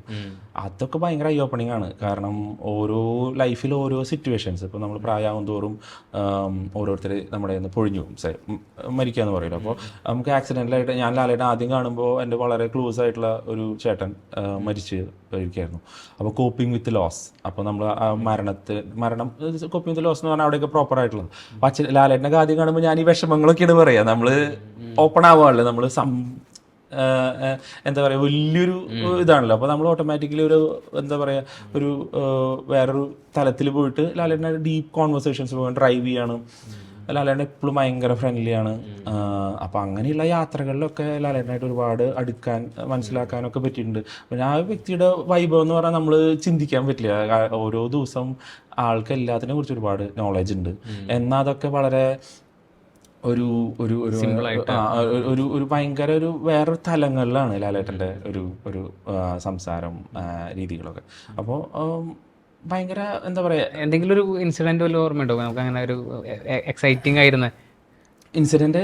സിനിമാ സെറ്റിൽ ഒരിക്കൽ ഞാൻ കാലത്ത് അപ്പോൾ ഷൗഫർ സർവീസ് പോലെ നമ്മൾ സെറ്റിൽ വണ്ടിയോട് ഓടുകയാണ്. അപ്പോൾ സംവിധായകരെ കൊണ്ടുപോകണം, എല്ലാവരും യാത്ര ചെയ്യണം. അപ്പോൾ ഒരു സിറ്റുവേഷനിലൊക്കെ എൻ്റെ അടുത്ത് ഒരാൾ ബാങ്കിൽ പോകണം, ഇത്ര ഫണ്ട് ഇത്ര സമയത്തിൽ വലിക്കണം എന്നൊക്കെ പറഞ്ഞിട്ട്. അപ്പോൾ ഞാൻ വളരെ ഏർലി മോർണിംഗ് തുടങ്ങിയില്ലാണ്. ഭയങ്കര പങ്ക്ച്വാലിറ്റിയാണ്. ഏത് സമയത്തും എത്ര ലേറ്റായിട്ട് ഷൂട്ട് കഴിഞ്ഞിട്ട് പോയാലും കാലത്ത് 5 മണി എന്ന് പറഞ്ഞാൽ 5 മണിക്ക് ആൾ റെഡിയാണ്. അപ്പോൾ ഞാനാണ് ലാലേട്ടാ ട്രാഫിക്കാ ലണ്ടനാണ് നല്ല തിരക്കാണെന്ന് എല്ലാവരും കുഴപ്പമില്ല മോനെ അങ്ങനെ പറയട്ടെ. അപ്പോൾ അങ്ങനെ ഞാൻ ഏർലി മോർണിംഗ് തുടങ്ങിയിട്ട് ഞാൻ ഒരു ലഞ്ച് ടൈം ആകുമ്പോഴും ഭക്ഷണം പോലും കഴിക്കാതെ നല്ല തണുപ്പത്തൊക്കെയാണ്, അപ്പോൾ യാത്രകളൊക്കെയാണ്. ഒരു ദിവസം ഞാനപ്പോൾ ലാലേട്ടനെ ഇറക്കി പിന്നെയും ഞാൻ ഓട്ടങ്ങൾ പോവാണ്. ഓടിക്കഴിഞ്ഞ് കുറേ യാത്രകൾ ട്രാവൽ ചെയ്യണം. അപ്പോൾ ട്രാവൽ ചെയ്ത് കഴിഞ്ഞ് ഉച്ചയിട്ട് ഞാൻ എത്തുമ്പോൾ ലാലേട്ടൻ്റെ അടുത്ത് കഴിച്ചോ ചോദിച്ചു. അപ്പൊ ഞാൻ ഇല്ല ഓക്കെ അതായത് ഒരു സെറ്റിലല്ല അവിടെ ലാലേട്ടൻ്റെ നിൽക്കുമ്പോൾ അപ്പോൾ ഇല്ല ഓക്കെ ചേട്ടാ എന്ന് പറഞ്ഞു. അപ്പോൾ ഇല്ല നിർത്ത്. എന്നിട്ട് 1 മിനിറ്റ് ഡയറക്ടറിൻ്റെ അടുത്ത് 1 മിനിറ്റ് എന്ന് പറഞ്ഞിട്ട് ആള് വന്ന് ഞാൻ അപ്പം കഴിച്ച കാലത്ത് അപ്പം കഴിച്ച ഞാൻ ഇരിക്കൂ പാത്രം വെച്ചു, അപ്പം ഇട്ടു, കഴിച്ചു. ഇനി ഞാൻ അങ്ങോട്ട് പൊക്കോട്ടെ ചോദിച്ചു. അത് ഹോൾ സെറ്റ് ഇതിന് വേണ്ടിട്ട് പോസ് ചെയ്തിരിക്കുക, ലൈറ്റിങ് അത് ഇതൊക്കെ സെറ്റ് ആയിട്ട്. അപ്പൊ അതല്ല ആൾക്ക് മാത്രമേ അറിയുള്ളൂ ഞാൻ ഇത്ര ഓടി എന്നുള്ളത്. ആൾക്ക് ആളത് കോൺഷ്യസ് ലാലേട്ടൻ ചിന്തിച്ചു, അയ്യോ എനിക്ക് മാത്രമേ അറിയുള്ളൂ ഇത്ര ഇതായുള്ളത്. അപ്പൊ അത് അങ്ങനെയൊന്നും എന്നെ കെയർ ചെയ്യേണ്ട കാര്യമൊന്നുമില്ല, അല്ലെങ്കിൽ ഭക്ഷണം വിളമ്പി തരാന്നു പറഞ്ഞാൽ. അപ്പോ അങ്ങനെ ഐ ടു ഡീറ്റെയിൽ ലാലേട്ടൻ്റെ ഒരു ശീലമുണ്ട്. ലാലേട്ടൻ ഷോപ്പിങ്ങിനൊക്കെ പോകുമ്പോൾ എവിടെ നിന്ന് ഡ്രസ്സ് എടുത്താലും ലാലേട്ടൻ ട്രൈ ചെയ്ത് കഴിഞ്ഞാൽ അതേ സ്പോട്ടിൽ കൊണ്ട് അതേപോലെ തിരിച്ചു വെക്കും. കാരണം ആളെ ഒരു സാധനം എടുത്താൽ അത് അവിടെ ഇട്ടിട്ട് പോവുക, ഇവിടെ ഇട്ടിട്ട് പോവില്ല, എടുത്ത ആളുടെ ശീല. അപ്പൊ അങ്ങനെ കുറെ ചെറിയ കാര്യങ്ങളാണെങ്കിലും നമുക്ക് കുറേ പഠിക്കാനുണ്ട് ഒരുപാട്. അത് എന്തോരം ഡെപ്തില് പറയാം, എന്തോരം കുറെ പറയാനുണ്ടാവും. ഫിലോസഫിയും അങ്ങനെ ഫിലോസഫിക്കലായിട്ടാണ് ലാലേട്ടൻ തിങ്ക് ചെയ്യുക, എല്ലാം അട്രാക്ട് ചെയ്ത് ചെയ്യാനൊക്കെ വളരെ സിമ്പിളായിട്ടല്ലേ ലാലേട്ടനെ അച്ചീവ് ചെയ്യാത്ത എന്തോരം ഉണ്ട് കാര്യങ്ങൾ. പക്ഷെ അതൊക്കെ ലാലേട്ടൻ ശരിക്ക് അട്രാക്ട് ചെയ്ത് വിഷ്വലൈസ് ചെയ്ത് അതെല്ലാം മാനിഫെസ്റ്റ് ചെയ്തെടുക്കും. പിന്നെ മോഹൻലാൽ എന്ന് പറഞ്ഞാൽ ഗൂഗിളിൽ സെർച്ച് ചെയ്യുമ്പോൾ IMDb 7th ബെസ്റ്റ് ആക്ടറാണ്. ചാർലി ചാപ്ലിനൊക്കെ ഉള്ള ലിസ്റ്റിൽ ടോം ഹാങ്സ് ഒക്കെ ഉള്ളതിൽ 7th ആണ്. അത്രയും എന്നാൽ നമുക്ക് അത്ര സിമ്പിളായിട്ടാണ് ലാലേട്ടൻ. പ്രൈമാർക്കൊക്കെ ഉണ്ട്, ലണ്ടനിൽ വന്ന പ്രൈമാർക്ക് എന്നൊക്കെ പർച്ചേസ് ചെയ്യുക. അപ്പോൾ പുറത്ത് പ്രൈമാർക്കിന്റെ ബാഗ് എടുക്കുമ്പോൾ ലാലേട്ട വേണ്ട പ്രൈമാർക്ക്, അതെന്താ മോനെ അതെന്താ പ്രൈമാർക്ക് പിടിച്ചെന്താ? ലാലേട്ടന് ഒരു നല്ലൊരു ലിനന്റെ ഷർട്ട് എടുത്ത്. അപ്പോൾ അങ്ങനെ ലാലേട്ടന് നല്ല ഡ്രസ്സ് അങ്ങനെ എടുക്കാതെ എക്സ്പെൻസീവ് വലിയൊന്നും പ്രശ്നമല്ല. യാത്രകളും ഏത് വണ്ടിയിലാണെങ്കിലും കയറും, അങ്ങനെ പുറകിലിരിക്കുക അങ്ങനെയൊന്നുമില്ല ലാലേട്ടൻ. ഞാൻ വണ്ടി ഓടിക്കണമെങ്കിൽ കൂടെ ഇരിക്കും ലാലേട്ടൻ. അപ്പോൾ അങ്ങനെ ഞാൻ ഒരു 6-7 മണിക്കൂറൊക്കെ ഒരു ദിവസം വെച്ചിട്ട് ഒരു 2 മാസമൊക്കെ കൂടെ ഉണ്ടാവാന്ന് പറഞ്ഞാൽ അത്രയും ഡെപ്തിൽ എന്നെ മനസ്സിലാക്കാനും അല്ലെങ്കിൽ എനിക്ക് മനസ്സിലാക്കാനും ഒക്കെ. പിന്നെ ഞാൻ റേഡിയോ പോലെയാണ്, തുടങ്ങി കഴിഞ്ഞാൽ നിർത്തില്ല. അപ്പോൾ ലാലേട്ടൻ കേട്ടിരിക്കും, കുറേ സംശയങ്ങൾ ചോദിക്കും. പിന്നെ നാടിനെ കുറിച്ചാണ്, ലണ്ടനിലെ ഓരോ സ്ട്രീറ്റിനെ കുറിച്ചും അവിടുത്തെ ചരിത്രം, അവിടുത്തെ കാര്യങ്ങൾ അങ്ങനെ പറഞ്ഞുകൊണ്ടിരിക്കും. അപ്പോൾ അതൊക്കെ ലാലേട്ടൻ എൻജോയ് ചെയ്യുന്നത് മാത്രമല്ല നല്ല ക്യൂരിയസ് ആണ് ലാലേട്ടൻ. അപ്പോൾ ക്യൂരിയസ് ആയിട്ട് ഓരോ ചോദ്യം, അപ്പോൾ നമ്മൾ തന്നെ അത് പറയും. പിന്നെ എൻ്റെ പെർസ്പെക്റ്റീവ് ഇത്തിരി ഡിഫറെൻ്റ് ആണ്. ഞാൻ നല്ല തൃശ്ശൂർക്കാരനായിട്ട് തൃശ്ശൂരങ്ങാടിയിൽ വളർന്നതാണ്, അലോഷ്യസ് കോളേജിലായിരുന്നെന്നുണ്ടെങ്കിലും പിന്നെ വെസ്റ്റേണൈസ്ഡും ആണ്. അപ്പോൾ വെസ്റ്റേൺ കൾച്ചറിൻ്റെ ഒരു നന്മയും കാര്യങ്ങളൊക്കെ നമുക്കറിയാം. കാരണം അവിടെ നമ്മൾ സായിപ്പ് അതങ്ങനെയാണ്, സായിപ്പ് കുളിക്കില്ല എന്നൊക്കെ പറയുമെങ്കിലും എന്നും ഹെഡ് വാഷ് ചെയ്താൽ സ്കാൽപ്പ് ഡ്രൈ ആയിട്ടാണ് ഇവിടെ ഹെയർ ലോസ് ഉള്ളത് അല്ലേ. അപ്പോൾ നമ്മൾ അവിടെ പോകുമ്പോൾ എന്നും തല കുളിക്കില്ല. തല വാഷ് ചെയ്യണത് വീക്ക്ലി 2 വാഷ് ചെയ്യണം. കാരണം അവിടെ നമ്മൾ സ്വെറ്റ് ചെയ്യല്ല, അവിടെ സ്വെറ്റ് ചെയ്യില്ല, പൊടി കുറവാണ്. അപ്പോൾ അത് ഡിഫറെൻ്റ് ആണ്. പക്ഷെ ഞാൻ പറയണ നമ്മൾ സായിപ്പ് പൊട്ടയാണോ ഒരു ഈസ്റ്റേൺ കൺട്രിയിൽ നല്ലതുണ്ട്, നല്ലത് കാണണം എന്നുള്ളൂ. കറക്റ്റ്. ഈസ്റ്റേൺ കൺട്രിയിൽ നമ്മൾ ബോൺ ആൻഡ് ബ്രെഡ് ആയി 20 വയസ്സ് വരെ പ്രായപൂർത്തിയാവണവർ ഇവിടെ ജീവിച്ചു. അത് കഴിഞ്ഞിട്ട് പിന്നെയുള്ളത് വെസ്റ്റേണിലാണ്. അപ്പോൾ രണ്ടിന്റെയും കുറെ നല്ല കാര്യങ്ങൾ മനസ്സിലാക്കാനും നമുക്ക് ബ്ലെൻഡ് ചെയ്യാനൊക്കെ പറ്റിയിട്ടുണ്ട്. ലാലേട്ടനെ പറ്റി എല്ലാവരും പറയുന്നതാണ്, പുള്ളി കുട്ടികളുടെ പോലെയാണ് കൗതുകം എല്ലാ കാര്യങ്ങളിലും. അതൊക്കെ ശരിക്കും അനുഭവിച്ചറിയാൻ ഭയങ്കര ക്യൂരിയസ് ആണ്. എന്ത് കാര്യങ്ങൾ പുതിയത് കേട്ടാലും ആളത് എങ്ങനെയാണ് എന്താണ് എല്ലാം അറിയായിരിക്കും കേട്ടോ. നമ്മൾ എടുത്ത് ചോദിക്കുമ്പോ കാര്യങ്ങള് 20 വർഷം മുമ്പ് US പോയപ്പോ കണ്ടിട്ടുള്ളതായിരിക്കും, അല്ലെങ്കിൽ അത്രയും വർഷങ്ങൾ മുമ്പ് എത്രയും നമ്മൾ പറഞ്ഞു കൊടുക്കുന്നത് കേൾക്കാൻ ക്യൂരിയസ് ആണ്. അതിനുള്ള സമയം മാറ്റിവെക്കും. എത്ര തിരക്കിലാണെങ്കിലും അതെല്ലാം അവരുടെ അടുത്ത് കേട്ടോ, ആരുടെ അടുത്താണെങ്കിലും മോനെ എന്ന് വിളിച്ചിട്ട് ആണ് ഭക്ഷണം കഴിച്ചോ, ഓക്കെ ആണോ, അതിന് ഒരു മനസാന്നിധ്യം ഉണ്ടാവും. നമ്മളൊക്കെ ഓടിക്കൊണ്ടിരിക്കലെ ഹായ് എന്ന് പറയാൻ പോലും ഉണ്ടാവില്ല. ഒരു എക്സാമ്പിൾ പറയാം, പണ്ട് ലാലേട്ടന്റെ കൂടെയുള്ള യാത്രകളാണ്. അപ്പൊ ഡബ് മാഷിയൊക്കെ ഇതായി വരുന്ന സമയത്ത് ലാലേട്ടൻ ഞാൻ ഒരു വീഡിയോ ചെയ്യട്ടെ, ഈ ലാലേട്ടൻ ആദ്യമായിട്ടൊക്കെ കണ്ടുള്ള സമയമാണ് കേട്ടോ. അപ്പൊ ഞാൻ ലാലേട്ടൻ ഒരു വീഡിയോ ചെയ്യട്ടെ, ഇതെന്താ നമുക്ക് ചെയ്യാം അങ്ങനെ പറഞ്ഞിട്ട് ഒരിടത്ത വീഡിയോ ആണ്, പണ്ടത്തെയാണ്. പക്ഷെ അന്ന് തന്നെ എത്രയും ഫ്രണ്ട്ലി നിങ്ങൾക്ക് മനസ്സിലാവും. ഞാൻ പ്ലേ ചെയ്യാം. ലാലേട്ടൻ എന്ന് പറഞ്ഞ ആരാ? ലാലേട്ടൻ എന്ന് പറഞ്ഞ ഞാനാ. ഇങ്ങനെ കുറെ വീഡിയോസ് ഒക്കെ എടുക്കുന്നുണ്ട്. അല്ല, വീഡിയോസിനെക്കാളും കൂടുതൽ ഞാൻ പറയുന്നത് അത്രയും ഫൺ ആയിട്ടുള്ളതാണ്, നാച്ചുറലി ഹാപ്പനിങ് ഫോട്ടോസും. അപ്പൊ അങ്ങനെ ലാലേട്ടൻ അങ്ങനെ ഒരു റിസർവ്ഡോ അല്ലെങ്കിൽ റീച്ച് ചെയ്യാൻ പറ്റാത്ത അങ്ങനെയൊന്നല്ല. ലാലേട്ടൻ ഭയങ്കര ഏതാൾക്കും, ഇപ്പോൾ ഞാനിപ്പോൾ പറഞ്ഞിട്ടുണ്ട് ലാലേട്ടൻ ഫാൻസിന്റെ കൂടെ 6000 പേരുടെ കൂടെ നിന്നിട്ട് ഫോട്ടോ എടുത്തു. സിംഗിൾ ഡേ 6000 പേർക്ക് ഷെയ്ക്കിന്റെ നോർമൽ ഒരാൾക്ക് കൊടുക്കാൻ പറ്റില്ല. നമ്മളൊക്കെ ഒരു 500 പേര് ഒരു പരിപാടി നടത്തി 500 പേര് ഹായ് ഹായ് ഹായ് എന്ന് പറഞ്ഞു വരുമ്പോൾ നമുക്ക് കുറച്ച് കഴിയുമ്പോൾ റിലേ കെട്ടാവും അല്ലേ. 6000 പേര് ആ ഒരു അത്രയും ഒരു പ്രൊഫൈൽ. അപ്പൊ ആളുടെ ഒരു സ്നേഹമാണ്. ചിലരൊക്കെ വന്നിട്ട് ലൈഫിൽ എനിക്ക് ലാലേട്ടനെ കാണാന്ന് പറഞ്ഞിട്ട് കെട്ടിച്ചു പിടിക്കും. വീഡിയോസ് കാണുന്നു അത് ശരിക്കും മലയാളികൾക്ക്, ഓരോ മലയാളിക്ക് അത്രയും എന്താ പറയാ രോമാഞ്ചം എന്ന് പറയുന്ന ഒരു സംഭവമാണ്. അത്രയും വേറൊരു ലീഗാണ് നമുക്ക് എന്താ പറയാ ചിന്തിക്കാൻ പറ്റാത്തത്. അതെ അതെ. അപ്പൊ ലാലേട്ടനൊക്കെ ആയിട്ട് കമ്പനി പിന്നെ നമുക്ക് എത്ര വലിയ സെലിബ്രിറ്റി വരുമ്പോഴും, അല്ലെങ്കിൽ ഞാൻ നമുക്ക് മലയാളികൾക്ക് പറയാട്ടോ, ബോറിസ് ജോൺസൺ പ്രധാനമന്ത്രിയായിരുന്നു, ബ്രിട്ടീഷ് പ്രധാനമന്ത്രിയുടെ കൂടെ വർക്ക് ചെയ്തിട്ടുണ്ട് എന്നൊക്കെ പറയുമ്പോൾ ആൾക്കാരാ എനിക്ക് ലാലേട്ടനെ ചെറിയ പരിചയമുണ്ട്, ലാലേട്ടനെ കണ്ടോ, ലാലേട്ടനെ കൂടെ കുറച്ചൊക്കെ കണ്ടിട്ടുണ്ട്. അപ്പൊ ഇതൊക്കെ പറഞ്ഞ എന്തോ ഭാഗ്യാണ്. പിന്നെ ആ രാജ്യത്ത് നമുക്കാണെങ്കിലും എന്താ പറയാ ലാലേട്ടനെ മീറ്റ് ചെയ്യാനൊക്കെ സാധിച്ചു. ലാലേട്ടനെ എല്ലാവരും ഒരുപാട് VIP ഒക്കെ വരുമ്പോൾ എല്ലാവരും സാധാരണ പോലെ മനുഷ്യർ തന്നെയാണല്ലോ. എല്ലാവരും സാധാരണ പോലെ മനുഷ്യരാണ്. ഭയങ്കര കമ്പനിയാണ്. നമ്മൾ തന്നെ മനസ്സിൽ വലിയ ഇപ്പോൾ ഭയങ്കര വിഗ്രഹമായിട്ട് അതുപോലെയൊക്കെ ചെയ്യുന്ന പലരും വരുമ്പോൾ ഭയങ്കര ഡൗൺ ടു എർത്ത് സിമ്പിൾ ആയിരിക്കും. കാരണം അവരൊക്കെ തണുത്തിട്ട് മോനെ എവിടെ നല്ലൊരു ജാക്കറ്റ് കിട്ടുക, ചൂടുള്ള കുറച്ച് ഭക്ഷണം കിട്ടും. അങ്ങനത്തെ എന്തെങ്കിലും രസകരമായിട്ടുള്ള ലാലേട്ടൻ അല്ലാതെ പിന്നെ വേറെ ഇതുപോലെ ഞാൻ എല്ലാവരും പേര് പറയുന്നില്ല, പക്ഷെ നല്ലൊരു സെലിബ്രിറ്റി ഉണ്ടായിരുന്നു. വലിയൊരു ഇവന്റിന് വന്നിട്ട് ഭക്ഷണം ജെറ്റ് ലാഗ് ഉണ്ട്. അപ്പൊ body clock, biological clock different ആണ്. അപ്പൊ ഇവിടെ ഇത്രയും സമയമുള്ളതുകൊണ്ട് ഇവിടെ ഉറങ്ങുന്ന സമയത്ത് അവിടെ ഉറക്കം വരും, വിശക്കുന്ന സമയത്ത് വിശപ്പ് വരും. അപ്പോ ഇവന്റ് കോർഡിനേറ്റ് ചെയ്തവര് ഈ സമയം അവര് UK ടൈമിൽ നോർമലി ഫുഡ് കൊടുക്കാം എന്നുള്ള ഇതിൽ വെച്ചിരിക്കുകയാണ്. അപ്പോ ഇത്തിരി ഹെവി ആയിട്ടുള്ള ഇത്തിരി തടിച്ചിട്ടുള്ള ആളാണ്. അപ്പൊ ആളും വിശന്ന് തല കഴിഞ്ഞിട്ട് മോനെ എന്തെങ്കിലും കൊണ്ടുവരും, ഇത്തിരി ചോറ്, പഴങ്കഞ്ഞി കിട്ടിയാലും മതി. കാരണം ബോഡി ഇത്രയും കോൾഡ് ആയിട്ടുള്ള ഒരു സംഭവത്തേക്ക് ആദ്യമായിട്ട് എക്സ്പോസ് ആവാണ്. അപ്പോ ഫാറ്റ് ബേൺ ആയി പോവാണ്. അപ്പൊ അത്രയും ഇതില് അപ്പൊ അങ്ങനത്തെ പഴങ്കഞ്ഞിയൊക്കെ ചോദിച്ചിട്ട് ലണ്ടനില്, കാരണം 2-3 ദിവസം കഴിയുമ്പോ ബ്രെഡ് ഞാൻ വീട്ടിലുണ്ടായിരുന്ന കുറച്ച് ഫുഡും ഒക്കെ നമ്മള് പഴങ്കഞ്ഞിയല്ല എന്നാലും നല്ല ചോറും കുത്തരി ചോറും ഒക്കെയാണ്. കുത്തരി ചോറും ഇത്തിരി തൈരൊക്കെ കൊണ്ട് കൊടുക്കാന്ന് പറഞ്ഞാൽ അത് ഇതാണ്. നേരത്തെ ലാലേട്ടനെ പറ്റി പറഞ്ഞപ്പോഴേ ഒരു കാര്യം പറഞ്ഞല്ലോ, പുള്ളി എല്ലാവരും കേൾക്കുമെന്ന് പറഞ്ഞല്ലോ. ഇപ്പോൾ ഇവിടെ വന്നിട്ടുള്ളത് ഇതൊരു ഷോർട്ട് വിസിറ്റാന്ന് പറഞ്ഞു. ഇവിടെ വരാനുള്ള കാരണവും ഇതുപോലൊരു കേൾക്കാം എന്നുള്ളൊരു പ്രോഗ്രാമാണ് അല്ലേ? അതിനെ പറ്റിയിട്ടൊന്ന് പറയുമോ? അപ്പോൾ കേൾക്കാം എന്നുള്ള പ്രൊജക്റ്റ് മലയാളികൾ ഇനി കേൾക്കപ്പെടാതെ ഒരാൾ പോലും ആത്മഹത്യ ചെയ്യരുത് എന്നുള്ള ഒരു ഇതിൽ suicide prevention global help line ആണ്. ലോകത്തെ ഏത് മലയാളിക്കും വിളിക്കാം. ഞാനിതിൻ്റെ സ്റ്റാറ്റിക്സ് ഒക്കെ കണ്ടായിരുന്നു. 40,000 മലയാളികൾ ആത്മഹത്യ ചെയ്തിട്ടുണ്ട് എന്നുള്ള കണക്കുണ്ടപ്പോൾ ഞാൻ തന്നെ ഞെട്ടി. അത് ഒരു 4 വർഷത്തിനുള്ളിൽ. ഈ അറിവിൽ നിന്നാണോ നമ്മളത് സ്റ്റാർട്ട് ചെയ്യുന്നത്, ഇങ്ങനെ ഒരു ഇതിന്റെ പ്രശ്നം തപ്പിപ്പോകുന്നത്? അത് ലൈഫിൽ പലപ്പോഴും നമുക്ക് മലയാളികൾക്ക് മെന്റൽ ഹെൽത്ത് എന്ന് പറഞ്ഞാൽ ഇന്നൊരു സ്റ്റിഗ്മയാണ്. നമുക്ക് മെന്റൽ ഹെൽത്ത് എന്ന് പറഞ്ഞാൽ പ്രാന്താണ് അല്ലെ. നമുക്ക് മനുഷ്യർക്ക് പല സമയത്ത് സാഡ് സീസണൽ എഫക്റ്റീവ് ഡിസോർഡർ, ലേഡീസിന് ഡെലിവറി കഴിഞ്ഞാൽ പോസ്റ്റ്മോർട്ടം ഡിപ്രഷൻ, ഇതൊക്കെ ജീവിതത്തിന്റെ ഭാഗമാണ്. നമുക്കിപ്പോൾ ഒരാൾ ക്ലോസ് ഫ്രണ്ട് പെട്ടെന്ന് മരിച്ചു കഴിഞ്ഞാൽ ലോ മൂഡ് ഒക്കെ ഉണ്ട്.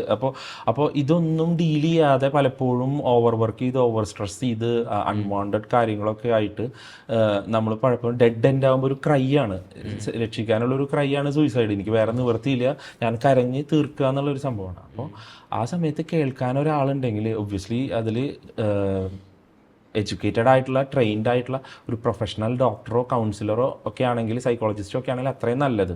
അപ്പോൾ ആ ഒരു ചിന്തയിൽ നിന്നാണ് ഡേവിസ് ചെറുമലച്ചന് വളരെ വേണ്ടപ്പെട്ട ഒരു ഡോക്ടർ ഈ പറഞ്ഞ പോലെ സൂയിസൈഡ് ചെയ്തിരുന്നു. പിന്നെയും ഒരുപാട് മരണങ്ങൾ ഒരിക്കലും ഞങ്ങൾ ലണ്ടനിൽ മീറ്റ് ചെയ്യുമ്പോൾ അങ്ങനെ ഒരു വിഷമം പറഞ്ഞപ്പോഴാണ്. ഇപ്പോൾ ലണ്ടനിലൊക്കെ ഒരുപാട് പ്രൊജക്ട്സ്, വലിയ പ്രൊജക്ട്സ് എനിക്ക് ഹെഡ് ചെയ്യാൻ പറ്റിയിട്ടുണ്ട്, കോർഡിനേറ്റ് ചെയ്യാൻ പറ്റിയിട്ടുണ്ട്. ഈ പീപ്പിൾ സ്കില്ലാണ്. എല്ലാവരും ഒരുമിച്ച് കൂട്ടി മോനെ വള പിടിക്കട എന്നുള്ളൊരു സാധനം. അപ്പോൾ അതിൻ്റെ ഒരു ഭാഗമായിട്ട് കേൾക്കാമെന്നുള്ള പ്രൊജക്റ്റ് ഫോം ഉണ്ടാവായിരുന്നു. ഇത് UK എന്നാണോ ഇത് സ്റ്റാർട്ട് ചെയ്യുന്നത്? അതെ, UK ബേസ്ഡ് മൂവ്മെന്റ് ആണ്. UK 1000-ഓളം ഡോക്ടേഴ്സും സൈക്കോളജിസ്റ്റും സീനിയർ മെഡിക്കൽ പ്രൊഫഷണൽസും ഒരുമിച്ച് ചേർന്നിട്ട് വേൾഡ് വൈഡ് ഒരു ഗ്ലോബൽ ഹെൽപ്പ് ലൈൻ ആണ്. ഏത് മലയാളിക്കും വിളിക്കാം. മലയാളി എന്നുള്ളൊരു ക്രൈറ്റീരിയ നമ്മൾ വെച്ചിട്ടുണ്ട്. അല്ലെങ്കിൽ പിന്നെ എല്ലാ ഭാഷക്കാരൊക്കെ വിളിച്ചു കഴിഞ്ഞാൽ നമുക്ക് ഇതിന് രണ്ടില്ല. അതുകൊണ്ട് ഏത് മലയാളിക്കും വിളിക്കാം. അത് ഡീൽ ചെയ്യാനായിട്ട് പ്രൊഫഷണൽ ട്രെയിൻഡ് കൗൺസിലേഴ്സും അങ്ങനെയെല്ലാം.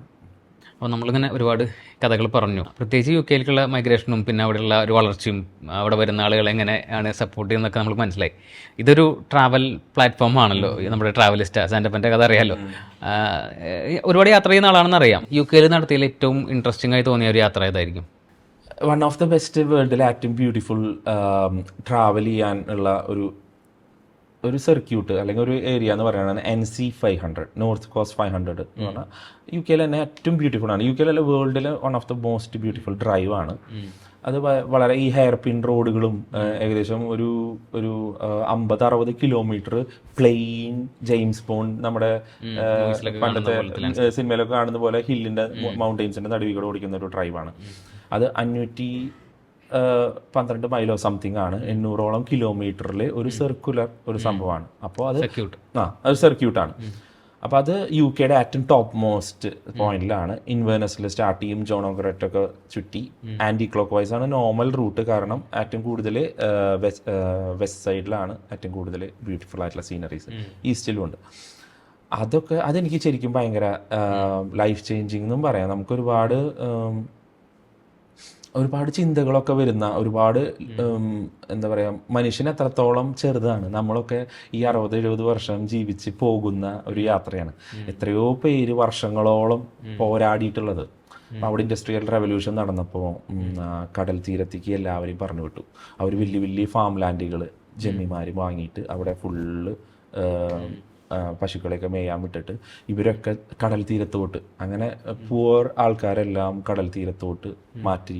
അതിനവർ ഒരുപാട് പ്രതിഷേധങ്ങൾ വഴി, അന്ന് സിവിൽ വാറുകളാണ്, യുദ്ധങ്ങളാണ്.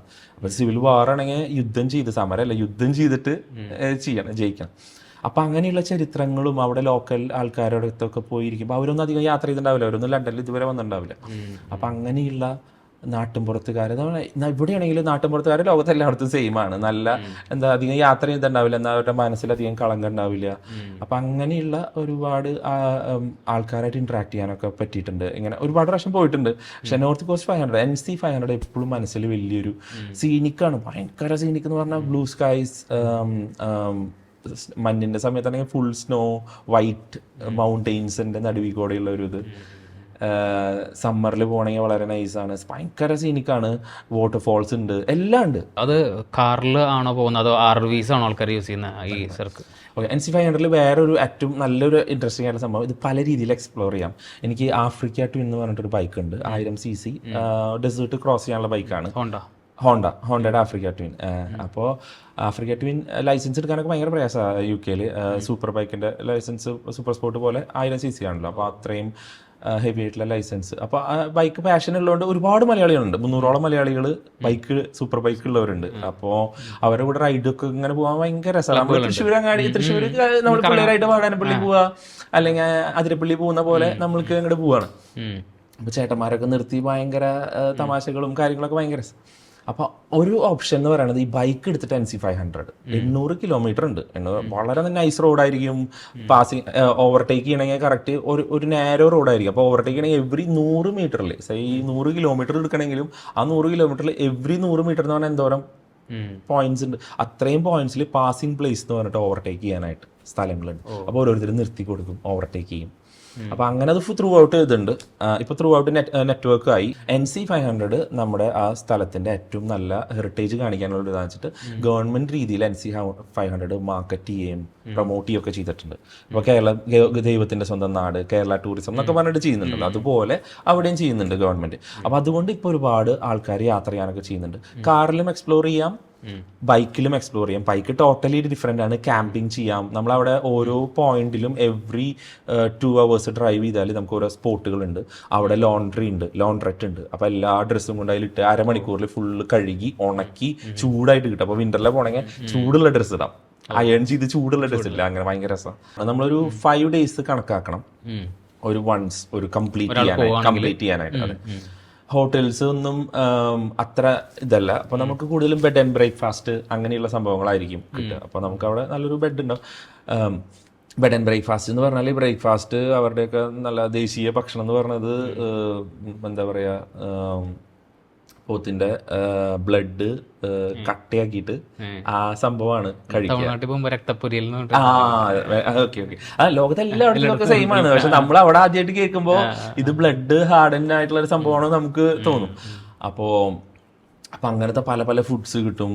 പിന്നെ ആക്സെന്റ് ഭയങ്കര ഡിഫറെന്റ്. ഇംഗ്ലീഷ് ആണെങ്കിലും സ്കോട്ടിഷ് ആക്സെന്റ് ഒക്കെ പറഞ്ഞ ഗ്ലാസ് ബീജിയൻ ആക്സെന്റ് ഒക്കെ ഭയങ്കര ഡിഫറെന്റ് ആണ്. നമുക്കൊന്നും ചിലപ്പോൾ പിടികിട്ടില്ല. അപ്പൊ നമ്മൾ കുറച്ചു നേരം സംസാരിച്ച് അവിടെ വരുമ്പോൾ ഇപ്പോൾ തൃശ്ശൂർ ഭാഷ എനിക്ക് ഇടയ്ക്ക് വരും, പിന്നെ ഇടയ്ക്ക് ഭാഷ കോട്ടയം ഭാഷ അങ്ങനെ സ്ലാങ് പോലും. അതുപോലെ നമ്മളവിടെ സംസാരിച്ച് വരുമ്പോൾ ചെറിയ ആക്സെന്റ് ഒക്കെ മാറും. അപ്പൊ അതൊക്കെ ഭയങ്കര ഐ ഓപ്പണിങ്. അവരുടെ കഥകൾ ഒരു ജീവൻ എന്ന് പറഞ്ഞാൽ ഈച്ച് വൺ ടീച്ച് വൺ എന്നാ പറയുക. ഓരോരുത്തരും ഒരുപാട് കഥകൾ പഠിപ്പിക്കും. Each day teachers. നമുക്ക് ഓരോ ദിവസവും ഒരുപാട് പഠിക്കാൻ പറ്റും. ഓരോ ദിവസവും കാണുന്ന ആൾക്കാർ ഭയങ്കര ഡിഫറെൻ്റ് ആണ്. ഇവർ ഒരുപാട് നമ്മളെ പഠിപ്പിക്കും. റിമോട്ടായിട്ടുള്ള സ്ഥലത്ത് മാത്രം ജീവിക്കുന്ന ആൾക്കാരായതുകൊണ്ട് UK നാട്ടിൻപുറത്തുകാരുടെ കൂടെ പോയിരിക്കാനും സംസാരിക്കാനും അവർ ഇങ്ങോട്ട് നമ്മുടെ അടുത്ത് സംസാരിക്കും. ഇവിടെ വളരെ അടുത്ത വർഷം വരെ 2-3 വർഷം മുമ്പ് വരെ റേഞ്ച് ഇല്ലായിരുന്നു. അപ്പോൾ ഡ്രൈവ് ചെയ്യുമ്പോൾ നമ്മൾ ബാക്ക് ടു കുറെ കാലത്തോട്ട് പോകണ മാതിരിയാണ്. ഒരു റേഞ്ചും ഇല്ല, നെറ്റ്വർക്ക് ഇല്ല, ഒന്നുമില്ല. പണ്ട് കാലത്ത് NC500 പോകുന്നവര് മാപ്പ് റീഡിംഗ് ആണ്. വലിയ മാപ്പ് തുറന്നിട്ട് അതിൽ കറക്റ്റ് ആയിട്ടുള്ള സെക്ഷൻ മാത്രം മടക്കി പിടിക്കണം. നമുക്ക് സൂം ചെയ്യാം, മൂവ് ഒക്കെ ചെയ്യാം. അത് ശരിക്കുള്ള മാപ്പ് മടക്കി മടക്കി മടക്കി ആ ഭാഗം മാത്രം കയ്യിൽ പിടിക്കണം, നല്ലൊരു കയ്യിൽ സ്റ്റിയറിംഗ് പറ്റുള്ളൂ. അതിനുശേഷം കോമ്പസും വെച്ചിട്ടാണ് നോർത്താണോ ഡിറക്ഷനൊക്കെ നോക്കിയിട്ട് പോവുക. വളരെ അടുത്ത കാലത്ത് നമുക്കിപ്പോൾ കേരളത്തിൽ ആയുർവേദം സ്വാതന്ത്ര്യം കിട്ടിയതിന് ശേഷമാണ് ആയുർവേദം കേരളത്തിൻ്റെ ആയത്. സത്യത്തിൽ ഇത് തക്ഷശിലയോ സംതിങ് ഇന്ത്യക്ക് പുറത്താണ് ശരിക്കും ആയുർവേദം ഉത്ഭവിച്ച സ്ഥലം എന്നൊക്കെ പറയുന്നത്. അവിടെ ലണ്ടനിലൊക്കെ ഒരുപാട് നോർത്ത് ആൾക്കാർ ആയുർവേദം ചെയ്യുന്നവരുണ്ട്. അപ്പോൾ ഞാൻ ചോദിച്ചിട്ടുണ്ട്, ആയുർവേദം കേരളത്തിൻ്റെ അല്ലേ?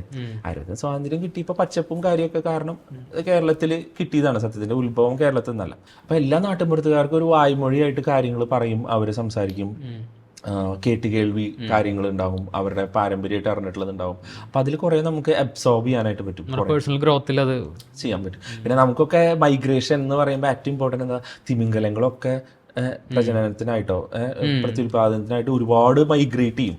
കിളികൾ ഞാൻ പറഞ്ഞിട്ടുണ്ട്, കേട്ടിട്ടുണ്ട്, ഈ തൃശ്ശൂർ കോൾപ്പാടങ്ങളിലൊക്കെ വേറെ സൈബീരിയെന്നൊക്കെ നമുക്ക് ചിന്തിക്കാൻ പറ്റില്ല. എങ്ങനെയാണ് ഇവർക്ക് എങ്ങനെ ഡിറക്ഷൻ കിട്ടണേ? അപ്പൊ പ്രകൃതിയിൽ വളരെ നാച്ചുറൽ ആയിട്ടുള്ള ഒരു ഹാപ്പനിങ് ആണ് മൈഗ്രേഷൻ. ആൾക്കാർ മൈഗ്രേറ്റ് ചെയ്യും. ബെറ്റർ ലൈഫ്, ബെറ്റർ എന്താ പറയാ, ബെറ്റർ എൻവയോൺമെന്റ്. നമുക്ക് നാട്ടില് നല്ലൊരു കാർ വാങ്ങാം, ഫോർച്യൂണർ വാങ്ങാം, നല്ലൊരു ബെൻസ് വാങ്ങാം, ഇ ക്ലാസ് വാങ്ങാം. റോഡ് ഒരു 100 കിലോമീറ്റർ റബ്ബറൈസ്ഡ് ആക്കാൻ നമ്മുടെ കയ്യിലിരിക്കുന്ന കാര്യമില്ല, ആയ ഭാഗ്യം. പക്ഷെ ഞാൻ പറയുന്നത് UK ഓൾറെഡി ഒരു കൊച്ചു കേരളമാണ്. അവിടെ 7 ലക്ഷം മലയാളികൾ ഉണ്ടെങ്കിൽ അവിടെ ഓണം സെലിബ്രേഷൻ ഉണ്ട്, ക്രിസ്മസ് ഉണ്ട്, എല്ലാം ഉണ്ട്. അപ്പോൾ UK ഒരു കൊച്ചു കേരളം സൃഷ്ടിക്കുക എന്ന് പറഞ്ഞാൽ നമ്മുടെ ലൈഫ് ടൈമിൽ നെക്സ്റ്റ് 10 ഇയേഴ്സിൽ നമുക്ക് നമ്മുടെ കുടുംബത്തിൽ ഒരു 10 പേരെ കൊണ്ടുവന്നാൽ നമുക്ക് UK ഒരു കൊച്ചു കേരളം ഉണ്ടാക്കാം. കേരളത്തിലെ UK ഉണ്ടാക്കാന്ന് പറഞ്ഞാൽ എനിക്കറിയില്ല എത്ര വർഷം എടുക്കും. അത് ഇതായിട്ട് പറയണതല്ല, പക്ഷെ സംഭവം അതാണ്. അവിടെ ഓൾറെഡി ഇപ്പോൾ ഒരുപാട് ഷോപ്പുണ്ട്. നമ്മളെ നല്ല ഞാനിപ്പോൾ അടുത്താണ് പാൽക്കപ്പ, ചട്ടിച്ചോറ്, അങ്ങനെയുള്ള മിഡിൽ ഈസ്റ്റിലൊക്കെ പണ്ടേ ഉണ്ട്. പക്ഷെ ഇപ്പൊ ഒരുപാട് മൈഗ്രേറ്റ് ചെയ്തിട്ട് നമുക്ക് മലയാളികൾ ഈ കോവിഡിന് ശേഷം വന്നിട്ടുള്ളതുണ്ട്. ഫ്ലഡ് ഗേറ്റ് ഓപ്പൺ ചെയ്യണ പോലെയായിരുന്നു. ഒരുപാട് പേര് എല്ലാവരും വിസയിലും കയറി വരുമായിരുന്നു. അപ്പൊ അതുകൊണ്ട് ഇപ്പൊ ഒരുപാട് നമുക്ക് ചട്ടിച്ചോറ് കഴിക്കണം എന്ന് വെച്ചാൽ 10 മിനിറ്റ് യാത്ര ചെയ്താൽ ചട്ടിച്ചോറ് കഴിക്കാം, പാൽക്കപ്പ, പിന്നെന്താ പൊടിയരിക്കഞ്ഞി, എല്ലാം നമുക്ക് നാട്ടിനേക്കാട്ടിലും രുചിയിലും ക്വാളിറ്റിയിലും ഒക്കെ കിട്ടും. NC500 ഒരു ഹോൾ പാക്കേജ് ആണ്. ലൈഫിൽ എപ്പോഴും ഞാൻ പറയും ഹൈലൻഡ്സ് വിസിറ്റ് ചെയ്യാന്ന് പറയാം. സ്കോട്ട്ലിഷ് ഹൈലൻഡ്സ് ആണിത്. അപ്പോൾ ഐൽ ഓഫ് സ്കൈ ഒക്കെ ഇതിൻ്റെ ഒരു ഭാഗമാണ്. അപ്പോൾ എപ്പോഴെങ്കിലും ചാൻസ് കിട്ടണമെങ്കിൽ മസ്റ്റ് ട്രൈ ആണ്. ഭയങ്കര രസമുള്ള സംഭവങ്ങളാണ്. ഓരോ ലാൻഡ്സ്കേപ്പും ഡിഫറെൻ്റാണ്. ഗ്രീൻ ആയിട്ടുള്ള മൗണ്ടെയിൻസ് കഴിഞ്ഞ് കഴിഞ്ഞാൽ നേരെ കടൽ തീരങ്ങള്, ഗുഹകള്, പിന്നെ കേവ്സ്, അല്ലെങ്കിൽ ഒരുപാട് ഡൈവേഴ്സ് ആയിട്ടുള്ള സംഭവങ്ങളാണ്. NC500 ഏറ്റവും വേറൊരു ഇൻട്രസ്റ്റിംഗ് ആണ്, കാസിൽ ഉണ്ട്, പാലസ് ഉണ്ട്. അറിയാലോ, കാസിൽ എന്ന് പറഞ്ഞാൽ കോട്ടയാണ്. പാലസിന്റെ ലക്ഷറി അത്രത്തോളം ഉണ്ടാവില്ല. പാലസ് എന്ന് പറഞ്ഞാൽ ഫുൾ കൊട്ടാരം, നൈസ് ഓപ്പൺ സ്പേസ്, അങ്ങനെയാണ്. കാസിൽ എന്ന് പറഞ്ഞാൽ റെഡി ഫോർ വാർ ആണ്.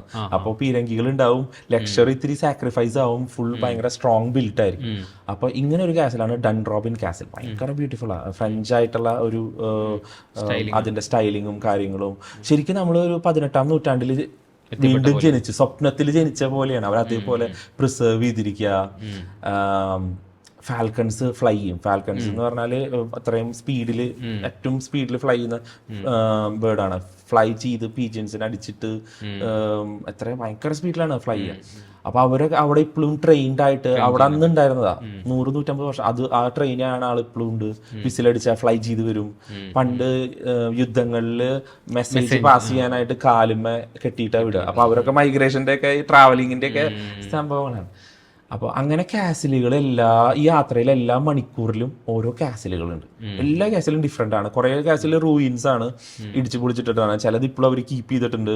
അപ്പോൾ അതുപോലെ വൈക്കിങ്സ് ഒക്കെ, അതുകൊണ്ടാണ് ഈ കാസിൽ ഉള്ളത്. കാരണം ഇവരെ എപ്പോൾ വേണമെങ്കിലും ആക്രമിക്കാം. അപ്പോൾ ഇവര് സ്ഥലം ചൂസ് ചെയ്യുന്നത് ഹയർ ഗ്രൗണ്ട്സ് ആണ്, ചുറ്റും വെള്ളം ചുറ്റപ്പെട്ട സ്ഥലങ്ങളാണ്. അപ്പൊ അങ്ങനെയൊക്കെയുള്ള ഭയങ്കര രസമുള്ളതാണ്. അപ്പൊ ഈ യാത്രയുടെ പ്രത്യേകത ഇങ്ങനെ കാസിലുകളൊന്നും നമുക്ക് നോർമലി അങ്ങനെ ഇതൊക്കെ ഫ്രീ കാണാൻ പറ്റില്ല. നമുക്ക് വെറുതെ പോയിരിക്കാം. അവിടെ വെറുതെ കാസിലൊക്കെ ഓപ്പണാ, ഗേറ്റ്സോ ഒന്നുമില്ല, വെറുതെ പോയിരിക്കാം. ആരും ഇല്ലാത്ത കാസില. ഇപ്പൊ ലണ്ടന്റെ അടുത്തുണ്ട് കേട്ടോ അങ്ങനത്തെ കാസിൽ എന്ന് പറയുന്നത്. റോച്ചസ്റ്റർ കാസിലൊക്കെ എന്ന് പറഞ്ഞാൽ അവിടുത്തെ നാട്ടുകാർ ചുമ്മാ പോയിരിക്കാം, കാസിലിന്റെ ഉള്ളിൽ ചുമ്മാ കയറിയിരിക്കാം, വൈകിട്ട് കയറിയിരിക്കാം. മറ്റേ സാമൂഹ്യ വിരുദ്ധരുടെ അല്ല, ഹോംലെസ് ആയിട്ടുള്ള ആൾക്കാർ ബെഡൊക്കെ കൊണ്ടുവന്നിട്ട് കിടക്കാൻ ശ്രമിക്കും. എന്നാലും അവിടെ അധികം ഇംഗ്ലീഷ് ഒരു ആൾക്കാരും അത്രയൊക്കെ ഉള്ളതുകൊണ്ട് അത്ര വലിയ അങ്ങനത്തെ പ്രശ്നങ്ങളൊന്നുമില്ല. ലണ്ടനിൽ ഒരുപാടുണ്ട്. ഗ്രീനിച്ച് പാലസ് ഒക്കെ ഭയങ്കര, നമുക്ക് ആൾക്കാർക്ക് പോയിട്ട് വരാന്തയിൽ ഇരിക്കാം. നമ്മൾ മണിച്ചിത്രത്താഴിലൊക്കെ കാണുന്ന പോലെ വലിയ രൂപങ്ങളൊക്കെ ഉള്ള. ചുമരിലൊന്നും കോറി വരച്ചിട്ടുണ്ടാവില്ല. ഇല്ല, ഗ്രാഫിറ്റിയോ അങ്ങനെയൊന്നും ഇല്ല കേട്ടോ. അതൊക്കെ കാരണം വേൾഡ് ഹെറിറ്റേജ് ഒക്കെ പറയുന്ന പോലത്തെ സംഭവങ്ങളാണ്. അപ്പൊ അത്രയും ഇന്റർനാഷണൽ ഇതുള്ളതാണ്. പിന്നെ സീരിയസ് ക്രൈമാണ്. ക്രൈം എന്ന് പറഞ്ഞാൽ പ്രോപ്പർ ഒഫൻസ് ആണ്. അവിടെയൊക്കെ പ്രോപ്പർ ശിക്ഷ കിട്ടും. മലയാളികൾ കുറെ പേര് ആവശ്യമില്ലാത്ത അറിയാതെ പോയി പ്രശ്നങ്ങളിൽ പെടുന്നുണ്ട്. അപ്പോൾ അങ്ങനെ ക്രിമിനൽ ഒഫൻസ് ഒക്കെ ആവും അവിടെയൊക്കെ എന്തെങ്കിലും ഡാമേജ്. അപ്പോൾ അങ്ങനെയൊന്നുമില്ല കേട്ടോ, ഒക്കെ വളരെ ക്ലീൻ ആണ്. പിന്നെ ഓട്ടോമാറ്റിക്കലി ഞാനൊരു കാര്യം പറയട്ടെ, നമുക്ക് മലയാളികളെയോ കേരളത്തെയോ അങ്ങനെ ഒരു കാര്യത്തിൽ പറയാൻ പറ്റില്ല. കാരണം ഇതൊരു ട്രാൻസിഷൻ പ്രോസസ്സാണ്. കൊച്ചിയിൽ കായലിൽ ഇപ്പോൾ മാലിന്യങ്ങൾ ഉണ്ടാവും, സിങ്ക് ഉണ്ടാവും, അല്ലെങ്കിൽ ഹാർഡ് മെറ്റൽസ്, അങ്ങനെയൊക്കെ പല ടോക്സിസിറ്റി ഉണ്ടെങ്കിലും ലണ്ടനിലെ മെയിൻ തേംസ് നദിയിലുണ്ടായിരുന്നു. ഇൻഡസ്ട്രിയൽ റെവല്യൂഷൻ കഴിഞ്ഞ് അവർ പ്രോഗ്രസ് ചെയ്യുന്ന ഒരു കാലഘട്ടത്തിൽ ഇതൊക്കെ മലിനമായിരുന്നു, ജീവജാലങ്ങൾ ഉണ്ടായിരുന്നില്ല. അവസാനം അവരുടെ ഗവൺമെൻറ് കോൺഷ്യസ് എഫേർട്ട് എടുത്ത് അവിടുത്തെ സീവേജ് അല്ലെങ്കിൽ ഇൻഡസ്ട്രിയൽ വേസ്റ്റ് ഡൈസ് ഒക്കെ ഇതിലേക്ക് പോകുന്നതൊക്കെ നിർത്തി അവർ കോൺഷ്യസ്ലി തിരിച്ച് മീനുകളിട്ട് ആമകൾ പലതരം സ്പീഷീസിനൊക്കെ തിരിച്ച് കൊണ്ടുവന്നിട്ടൊക്കെയാണ് തിരിച്ച് അവിടെ ഫുൾ ഇതായത്. അപ്പോൾ കൊച്ചി ഒരു കാലത്ത് നന്നാവും, കൊച്ചി ഒരു കാലത്ത് ക്ലീൻ ആവും. ഇതെല്ലായിടത്തും പല സ്ഥലങ്ങളിലും ഇപ്പോൾ ബംഗ്ലാദേശിലും പല രാജ്യങ്ങളിലും പറഞ്ഞു കേട്ടിട്ടുണ്ട്. ഇതൊക്കെ വൈപ്പ് ഔട്ട് ചെയ്യുക. ബംഗ്ലാദേശിലൊക്കെ ഒരു ഹ്യൂജ് മൂവ്മെന്റ് നടന്നു. ആൾക്കാരുടെ ഒരു ഭാഗമാണ് ഇത് ക്ലീനിങ്. ജപ്പാനിലൊക്കെ ഉണ്ട്. ജപ്പാനീസ് ഓട്ടോമാറ്റിക്കലി നമ്മളിരിക്കുന്ന സ്ഥലം നമ്മുടെ ഉത്തരവാദിത്തമാണ്. നമുക്ക് മലയാളികൾക്കുള്ള ഒരു നല്ലൊരു ശീലമാണ് പ്രായമായവരെ നോക്കേണ്ടത് നമ്മുടെ കടമയാണെന്നാ പറയാ. ഇറ്റ്സ് മൈ ഡ്യൂട്ടി എന്നുള്ളതാണ്. അപ്പോൾ നമുക്ക് മലയാളികൾക്ക് അങ്ങനത്തെ ഒരുപാട് സംഭവമുണ്ട്. പക്ഷെ അതുപോലെ തന്നെ പക്ഷെ എന്നാൽ സിവിക് സെൻസ് പറയും. പ്ലാസ്റ്റിക് വലിച്ചെറിയുന്നതൊന്നും അല്ല, നമ്മളെല്ലാം ഡെവലപ്പ് ആവും. ഇപ്പോൾ ഈ പറഞ്ഞ പോലെ പുറത്ത് ഒരു രാജ്യത്ത് പോയി വന്നിട്ട് പറയുന്നതുകൊണ്ടാണ് ഇത് പറഞ്ഞത്. ഞാനത് ആലോചിച്ചു. നമ്മളെല്ലാം കുറ്റം പറയുന്നത്, പക്ഷേ ഈ ഒരു തോട്ട് അധികം ആൾക്കാർ പറയാറില്ല. വരും, കാരണം ഇത് അവിടെ ഉണ്ടായിരുന്നു, ഇവിടെയും ഒരു കാലത്ത് ഇത് നന്നാവും എന്ന് പറഞ്ഞു. നമുക്ക് എനിക്ക് തോന്നുന്നു സ്കൂളിൽ പഠിക്കുമ്പോൾ സുഗതകുമാരി ടീച്ചറുടെ മറ്റൊരു കവിത പഠിക്കണം, തെംസ് നദിയെ ഇതിൻ്റെ ഒരു തിരിച്ചു വരുന്നത്, അതിൽ അരയന്നങ്ങൾ വീണ്ടും വന്ന് നീന്തുന്നതൊക്കെ ആയിട്ടുള്ള ഒരു കവിത പഠിച്ചായിട്ട് ഓർമ്മയുണ്ട്. അപ്പോൾ ഈ കൊച്ചി ഡെഫിനറ്റ് ആയിട്ട് ഇമ്പ്രൂവ് ആവും, ഇന്ത്യ ഡെഫിനറ്റ് ആയിട്ട് ഇമ്പ്രൂവ് ആവും. അതിന് ഒരു ട്രാൻസിഷൻ പീരീഡ് ഉണ്ട്. അൺഫോർച്ചുനേറ്റ്ലി നമ്മൾ ജീവിക്കുന്നത് ആ ട്രാൻസിഷൻ പീരീഡിലാണ്. അല്ലെങ്കിൽ നമ്മുടെ മക്കളുടെ മക്കളൊക്കെ ജീവിക്കുമ്പോൾ ചിലപ്പോൾ അവർ പറയും ഇത്രയും നല്ല കൊച്ചിനെ വെച്ചിട്ട് ആരാണ് കൊതുട്ടെന്നൊക്കെ ഇവിടെ പറഞ്ഞത് എന്ന് ചോദിക്കും. ആ കാലഘട്ടം വിദൂരല്ല, അടുത്ത് തന്നെ അങ്ങനെയൊക്കെ സംഭവിക്കും. പക്ഷെ നമുക്ക് കുറെ കൂടെ അങ്ങനെ ഒരു പെർസ്പെക്റ്റീവ് കിട്ടും. നമ്മൾ ലോകം യാത്ര ചെയ്യുമ്പോൾ ഇപ്പോൾ യാത്രയുടെ ഒരുപാട് സന്തോഷ് ജോർജ് കുളങ്ങരയൊക്കെ സാറൊക്കെ പറയുന്ന പോലെ അവരൊക്കെയാണ് കിങ്സ്. അവരൊക്കെ ഇതൊക്കെ കണ്ടിട്ടുണ്ട്, അവർക്ക് കാണാം. 20 years ഹെഡാണ്, why can we do it in 2 years. ഇപ്പൊ മിഡിൽ ഈസ്റ്റിൽ 2 വർഷത്തിൽ 5 വർഷത്തിൽ അവർ ചെയ്യും. ചൈനയില് ഓവർ ദ നൈറ്റ് ചെയ്യും. ചില സ്ഥലങ്ങളിൽ ഇത് കുറെ, ബ്രിട്ടൻ ഭയങ്കര സ്ലോ ആണ് കേട്ടോ. ഒരു പാലം പണിയണമെങ്കിൽ അവരിപ്പോ മോട്ടോവേ ക്ലോസ് ചെയ്തിട്ട് ഇപ്പൊ 2 വർഷമായി. ചെറിയൊരു ഓവർ ബ്രിഡ്ജ് പണിയാണ്. അവിടുത്തെ ഹയറാർക്കി പ്രൊസീജിയർ 5 മണിയാകുമ്പോൾ എല്ലാവരും വീട്ടിൽ പോകും, രാത്രി പണി എടുക്കില്ല. അപ്പോ ഹോൾ ഒരു 1.5 year ആയിട്ട് 1.5 year ആയിട്ട് M25 എന്ന് പറഞ്ഞിട്ട് ഒരു സർക്കുലർ റിംഗ് റോഡ് ഉണ്ട്, നാഷണൽ ഹൈവേ പറയണ പോലെ. അത് 50 മൈലിന്റെ സ്പീഡ് ലിമിറ്റ് ഒക്കെ ചെയ്ത് എപ്പോഴും കീവാ. നമുക്കൊന്ന് പുറത്തോട്ട് ലണ്ടനിൽ പുറത്തോട്ട് ഇറങ്ങണമെന്ന് വെച്ചാൽ M25 എപ്പോഴും ആ ജംഗ്ഷൻ അതാ. അപ്പോൾ ഇതൊക്കെ എല്ലായിടത്തും ഉള്ളതാണ്. അപ്പൊ നമ്മൾ ഈ തൃശ്ശൂർ എറണാകുളം ഹൈവേയുടെ പ്രശ്നം അത് ഇവിടെ മാത്രം കാണുന്നതല്ല, UK-ലും ഇതേപോലെ പ്രശ്നം. അതെ, അത് ചിലയിടത്ത് പെട്ടെന്ന് നടക്കും, ചിലയിടത്ത് സ്ലോയിൽ നടക്കും. പക്ഷെ അതൊരു ട്രാൻസിഷൻ പ്രോസസ്സാണ്. ഞാൻ അതിൽ ആക്റ്റീവ് ഒരു ഇമ്പോർട്ടൻറ്റ് കാര്യം പറയാട്ടോ. വൺ ഓഫ് ദ ബെസ്റ്റ് എനിക്ക് ലേണിംഗ് കർവ് കിട്ടിയത്, ഞാൻ അവിടെ പോയിട്ട് UK-ൽ വിസ അപ്ലൈ ചെയ്ത് റിന്യൂ ചെയ്യുന്ന സമയത്ത്, സ്റ്റുഡൻറ് വിസ ആയിരുന്നു, അത് റിന്യൂ ചെയ്യുന്ന സമയത്ത് സംഹൗ അവരൊരു മിസ്റ്റേക്ക് കാണിച്ചു, എൻ്റെ ഫയൽ കാണാണ്ടായി. അങ്ങനെ 10 years ഞാൻ ആ രാജ്യത്ത് സ്റ്റക്കായിപ്പോയി. ലോകത്ത് കോവിഡ് വന്നപ്പോൾ എല്ലാവരും ലോക്ക്ഡൗൺ 10 ദിവസം വീട്ടിലിരുന്നപ്പോൾ ദൈവമേ അയ്യോ എന്നൊക്കെ പറഞ്ഞിട്ട് പറയുമ്പോൾ I was in lockdown for 10 years. UK എന്ന് പറഞ്ഞൊരു UK എന്ന് പറഞ്ഞാൽ 4 രാജ്യത്ത് മാത്രമേ എനിക്ക് യാത്ര ചെയ്യാൻ പറ്റുള്ളൂ. പക്ഷെ ആ 10 yearsൽ ഞാൻ നല്ല നല്ല ബന്ധങ്ങൾ വളർത്താൻ സാധിച്ചു. അത് നല്ലതായി തോന്നുന്നുണ്ടോ ഇപ്പോൾ? ഇന്ന് വളരെ നല്ലതായിട്ട് തോന്നുന്നുണ്ട്. കാരണം 10 year ഫോർമേഷൻ, ഇപ്പോൾ കാത്തലിക്സിന് അച്ഛന്മാര് 10 വർഷം റോമിൽ പോയി പഠിക്കുന്നു പറയും. ഡോക്ടർമാര് ഈ പറഞ്ഞ ഫിലിപ്പീൻസിലൊക്കെ 4 years ഒന്നല്ല, അവർക്ക് 10 years എന്തോ ആണ് ലോങ്. അപ്പൊ ഈ ഫോർമേഷൻ എപ്പോഴും നമുക്ക് ലൈഫിൽ നല്ലൊരു ഫ്യൂച്ചർ ലൈഫ് ഈസി ആക്കും. അപ്പൊ എനിക്ക് കിട്ടിയിട്ടുള്ള ഭയങ്കര ഹാർഡ്ഷിപ്പാണ്. കാരണം നമുക്ക് അമ്മേനെ കാണാതെ 10 ദിവസം എടുക്കാൻ പറ്റാത്ത ആള് പോയിട്ട് 10 വർഷമാണ്. 10 വർഷത്തിനിടയിൽ വന്നിട്ടില്ല. 10 വർഷം എനിക്ക് നാട്ടിൽ വരാൻ പറ്റിയിട്ടില്ല, യാത്ര ചെയ്യാൻ പറ്റിയില്ല. കാരണം എല്ലാം ബ്രേക്ക് ചെയ്തിട്ട് വരണം. പറയുന്നതൊക്കെ അതെ, ആ ഹാർഡ്ഷിപ്പിന്റെ ഇത് ഒറ്റയടിക്ക് പറയുകയാണെങ്കിൽ 10 വർഷം നാട്ടിൽ വരാതെ ചോര വിറ്റ് വരെ അത്രയും കഷ്ടപ്പെട്ട് പത്രം കൊടുത്ത് ഫ്രീ ആയിട്ട് ജീവിക്കുന്നതിൽ നമുക്ക് അത്രത്തോളം യാത്ര ചെയ്യാന്ന് പറഞ്ഞാൽ ഭയങ്കര കഷ്ടപ്പാടാണ്. അങ്ങനെ എന്നെ കാണാൻ ആഗ്രഹിച്ച് മകനെ കാണാൻ പറ്റാതെ 9.5 വർഷം കഴിഞ്ഞപ്പോൾ എൻ്റെ ഫാദർ മരിച്ചു. അപ്പോഴൊന്നും എനിക്ക് യാത്ര ചെയ്യാൻ പറ്റുന്നില്ല. അന്ന് ഒബ്വിയസ്ലി ഇന്ത്യ റെഡ് ലിസ്റ്റഡ് കൺട്രിയാണ്. പ്രവാസികൾക്ക് ഇതൊന്നും ഗ്യാരണ്ടീഡ് അല്ല. പെട്ടെന്ന് എന്തെങ്കിലും അത്യാഹിതം ഉണ്ടായി യാത്ര ചെയ്യാന്ന് പറഞ്ഞാൽ അത് പ്രവാസികളുടെ ജീവിതത്തിന്റെ മൈഗ്രേഷൻ്റെ ഒക്കെ ഒരു ഇതാണ്. അപ്പോൾ 9.5 years എൻ്റെ ഫാദർ മരിച്ചു. ടയേർഡായിരുന്നു. അപ്പോൾ കോവിഡിൻ്റെ സമയമായിരുന്നു, പ്രായമായിരുന്നു. പക്ഷേ ഞാൻ പറയണേ, ഐ ഹാവ് ഒബ്ലിഗേഷൻ ടു, എനിക്ക് ഫാദറിനെ വീട്ടിൽ വരണം എന്നുള്ള എൻ്റെ ഒരു ആഗ്രഹം എനിക്ക് ടു ഹാർഡ് ഓൺ മൈസെൽഫായിട്ട് എനിക്ക് പറയാം, ഓക്കെ നീ കാണണ്ട, കഷ്ടപ്പെടും, ഇപ്പം ജയിക്കുക, അപ്പോൾ വീട്ടിൽ നമുക്ക് നാളെ സപ്പോർട്ട് ചെയ്യാൻ പറ്റുമെന്ന് പറയാം. പക്ഷെ അതുപോലെ തന്നെ പ്രായമായ അപ്പന് മകനെ കാണാൻ ഒരു അവകാശം ഉണ്ടായിരുന്നു. അപ്പോൾ എനിക്ക് അതും ചെയ്യാൻ പറ്റില്ല. പക്ഷേ എനിക്ക് അതിൻ്റെ ഗിൽട്ടോ ഒന്നും അങ്ങനത്തെ ഒന്നും പ്രശ്നങ്ങൾ, കാരണം ഇത് ലൈഫാണ്, ഇറ്റ് ഹാപ്പൻസ്. പല കാര്യങ്ങളും നമ്മുടെ കൺട്രോളിലുള്ളതുണ്ട്, കൺട്രോളിലില്ലാത്തതുണ്ട്. ഞാൻ കൺട്രോളിലുള്ളതിനെ മാത്രമേ വെറിയിടുള്ളൂ, കൺട്രോളില്ലാത്തതിനെ കുറിച്ച് ഞാൻ ബോധേഡല്ല. അപ്പോൾ നമുക്ക് കൺട്രോളില്ലാത്തതിനെ കുറിച്ച് ആലോചിച്ചാൽ മാത്രമാണ് നമുക്ക് സ്ട്രെസ് വരുള്ളൂ. സ്ട്രെസ്സിന്റെ കാര്യം പറയണമെങ്കിൽ തന്നെ നമുക്ക് സ്ട്രെസ്സും ഉണ്ട്, ഗ്രാറ്റിറ്റ്യൂഡ് ഉണ്ട്. അപ്പോൾ ബ്രെയിനിൽ ഒന്നെങ്കിൽ സ്ട്രെസ് ആയിരിക്കുള്ളൂ, അല്ലെങ്കിൽ ഗ്രാറ്റിറ്റ്യൂഡ് ആയിരിക്കുള്ളൂ. അപ്പോൾ നമ്മൾ ഗ്രാറ്റിറ്റ്യൂഡിന്റെ ഒരു മൈൻഡിലേക്ക് വന്നു കഴിഞ്ഞാൽ സ്ട്രെസ് മൈൻഡിലില്ല. ലാലേട്ടനൊക്കെ ഗ്രാറ്റിറ്റ്യൂഡിന്റെ അൾട്ടിമേറ്റ് എക്സാമ്പിൾ ആണ്. His thankful for everything. ലാലേട്ടന്റെ പ്രാർത്ഥന വരെ എനിക്ക് ഇന്നത് കിട്ടിയതിന് നന്ദി, ഇന്നത് ചെയ്തതിന് നന്ദി എന്നാണ്. കിട്ടുന്നതിന് മുന്നേ പ്രാർത്ഥിക്കുക. നമ്മൾ ദൈവമേ എനിക്ക് 1 ലക്ഷം തരണേ, 1 കോടി തരണേ, ഇത് തരണേ, അങ്ങനെയല്ലേ പ്രാർത്ഥിക്കാം. അപ്പോൾ ലാലേട്ടൻ്റെ ഒരു ഇതിൽ പറയുമ്പോൾ ഈസ് ഗ്രേറ്റ്ഫുൾ ഫോർ എവറിത്തിങ്. അപ്പോൾ നമ്മൾ അങ്ങനെ ആയിരിക്കുന്ന അവസ്ഥയിൽ കൃതജ്ഞതയുള്ള അവരാകുമ്പോൾ നമുക്ക് എല്ലാം അട്രാക്റ്റഡ് ആയിട്ട് വരും. വളരെ ബേസിക് പ്രിൻസിപ്പിൾ അല്ലേ? പക്ഷെ അതിന്റെ ഡെപ്തിലേക്ക് ചിന്തിച്ചാൽ നമുക്ക് മാനിഫെസ്റ്റേഷനെ പറ്റിയിട്ട് വേറൊരു എപ്പിസോഡ് തന്നെ നമുക്ക് ഇരിക്കാം. കുറെ കഥകളുണ്ടെന്ന് തോന്നുന്നു അങ്ങനെ പറയാൻ വേണ്ടിയിട്ട്. ദീപകിന്റെ ലൈഫിന്റെ ഒരു ജേണി നമുക്ക് ഇവിടെ കുറച്ചൊക്കെ ഇവിടെ പറയാൻ പറ്റി. നമ്മുടെ ഈ പോഡ്കാസ്റ്റ് സീരീസിൽ വന്നിട്ട് കുറച്ച് സമയമുള്ളൂ, നമുക്ക് സമയത്തിന്റെ പരിമിതികളുണ്ട്, അതുകൊണ്ട് നമ്മൾ കുറച്ച് കഥകളൊക്കെ പറഞ്ഞു. അത് പക്ഷേ ഒരുപാട് പേർക്ക് ഒരു മോട്ടിവേഷൻ ആവട്ടെ എന്നും പുതിയ വഴികൾ തേടി നടക്കുന്ന ആൾക്കാർക്ക് ഒരു ഡയറക്ഷൻ കിട്ടട്ടെ എന്നൊക്കെ ആശംസിക്കുകയാണ്. ഇതൊരു ഈ നേരത്തെ പറഞ്ഞ ഒരുപാട് ത്യാഗങ്ങളൊക്കെ സഹിച്ച് കഷ്ടപ്പാടുകൾ സഹിച്ചിട്ടാണ് ഇപ്പോൾ ഉള്ള ഒരു പൊസിഷനിലേക്ക് എത്തിയത്. അപ്പോൾ അതിൻ്റെ ഒരു ബുദ്ധിമുട്ട് ഇപ്പോൾ ഈ പറഞ്ഞു വന്നപ്പോൾ 10 വർഷം നാട്ടിൽ വരാൻ പറ്റാതിരിക്കുക, ഒരു പത്രം വിറ്റ് നടന്ന് ചോര വിറ്റ് ഒക്കെ ഒരു പൊസിഷനിലേക്ക് എത്തുന്നത് അതൊരു സാധാരണക്കാരനെ സംബന്ധിച്ച് അതൊരു വലിയ കാര്യമാണ്. ഇനിയും ഒരുപാട് മുന്നോട്ട് വളരാൻ പറ്റട്ടെ. ഇപ്പം നാളെ ഏതെങ്കിലും ഒരു കൗണ്ടിയുടെ മേയറാവാനും അത് പിന്നെ ഒരു മന്ത്രിയാവാനും പ്രധാനമന്ത്രിയാവാനൊക്കെ ഉള്ള ഭാഗ്യങ്ങൾ കൊണ്ടുവരട്ടെ. അതിനോട് ഈ നേരത്തെ പറഞ്ഞുള്ള എല്ലാത്തിനോടും താങ്ക്ഫുൾ ആയിരിക്കുന്ന ഇത് വെച്ച് ചിലപ്പോൾ ഇപ്പോൾ അത് തന്നെ ആയിരിക്കില്ല. ചിലപ്പോൾ 2 പോയിന്റ് കൂടെ ഞാൻ പറയാം. ഒന്ന് കണ്ടന്റ്മെന്റ് ആണ്. ഇപ്പോൾ ഈ പറഞ്ഞതിനോട് ഒരു സേയിങ് ഉണ്ട്, you came this far not to be this far. നിങ്ങൾ ഇത്ര ദൂരം വന്നത് ഇത്ര ദൂരം വരാനല്ല, ഇനിയും ഒരുപാട് ദൂരം. You came this far not to be this far എന്നുള്ളത് എനിക്ക് ഭയങ്കര ഇഷ്ടപ്പെട്ട ഒരു ഇതാണ്. നമ്മൾ ഒരുപാട് കഷ്ടപ്പെട്ട് ഒരുപാട് ഇതിൽ എത്തുന്നത് നമുക്ക് പിന്നീട് ഒരുപാട് പേരെ സഹായിക്കാനും പിന്നെയും ഒരുപാട് നേരം ആ ഒരു ഇതിൽ ഇത് ചെയ്യാനാണ്. ഒപ്പം അതിനോട് തന്നെ ഞാൻ ഭയങ്കരമായിട്ട് പ്രാക്ടീസ് ചെയ്യുന്നത് സ്ലോ ഡൗൺ ചെയ്യാനും കണ്ടന്റ്മെന്റും. സ്ലോ ഡൗൺ ചെയ്യാന്ന് പറഞ്ഞാൽ നമ്മളെല്ലാവരും ഓടിക്കൊണ്ടിരിക്കുകയാണ്. പലപ്പോൾ നമ്മൾ സ്പീഡല്ലല്ലോ, കുറേ സ്പീഡിൽ ഓടിക്കഴിഞ്ഞാൽ നമ്മൾ രാത്രി ഉറങ്ങുന്നുണ്ട്. അപ്പോൾ ലൈഫിൽ എപ്പോഴും ആ ഒരു ബാലൻസ് വേണം. 8 മണിക്കൂർ വർക്ക് ചെയ്യുക, 8 മണിക്കൂർ പേഴ്സണൽ ടൈം, 8 മണിക്കൂർ ഉറക്കം. അപ്പോൾ ആ ബാലൻസ് കീപ്പ് ചെയ്യാൻ നോക്കാറുണ്ട്. പിന്നെ ഒരു കണ്ടന്റ്മെന്റ്, സ്ലോ ഡൗൺ ചെയ്യാനും കണ്ടന്റ്മെന്റാണ് ഞാൻ ശരിക്കും ഇപ്പോൾ പ്രാക്ടീസ് ചെയ്യുന്നത്. അപ്പോൾ അതിൽ തന്നെ നമുക്ക് കുറേ പേരെ ഹെൽപ്പ് ചെയ്യാനും കുറേ പേരെ ചെയ്യാനൊക്കെ പറ്റും. അപ്പോൾ നമുക്ക് സെൽഫ് ഹെൽപ്പ് ചെയ്യാൻ പറ്റും, സെൽഫ് ലേൺ ചെയ്യാൻ പറ്റും, സൊസൈറ്റീനെയും സമൂഹത്തെയൊക്കെ സഹായിക്കാൻ പറ്റും. അപ്പോൾ അതൊക്കെ ഒരു ഭാഗ്യമായിട്ടാണ് ഞാൻ കാണാൻ. ഞാൻ ഒരു കാര്യത്തോടെ ഞാൻ ചോദിക്കാൻ വിട്ടു. ഇപ്പോൾ UK എത്തിപ്പെടുന്ന ഒരാൾ ദീപകിനെ കോൺടാക്ട് ചെയ്യണമെങ്കിൽ എങ്ങനെയാണ് അവർ കോൺടാക്ട് ചെയ്യുന്നത്? എൻ്റെ ഇൻസ്റ്റാഗ്രാം പേജ് ലൈവാണ്, ഡൊമിനിക് ബെസ്റ്റ് ഓഫ് ലണ്ടൻ എന്നാണ്. ഞാൻ കോവിഡിന്റെ സമയത്ത് സൈക്കിളിൽ തൃശ്ശൂർ ഭാഷയിൽ പിടിച്ച് തുടങ്ങിയ നമ്മുടെ സ്റ്റാൻഡപ്പിന്റെ പരിപാടി തന്നെ അതേ സമയത്ത് ചെയ്തു. അന്ന് കുറച്ച് വൈറലൊക്കെ ആയി, പത്രത്തിലൊക്കെ വന്നു. പിന്നെ കോവിഡ് കഴിഞ്ഞ ഉടനെ പിന്നെ നമ്മൾ ജോലിക്ക് തിരിച്ച് തിരക്കിൽ പോയി, ആ പേജ് അവിടെ കിടന്നു. അപ്പോൾ സീസണൽ ഇൻഫ്ലുവൻസർ ആണ്.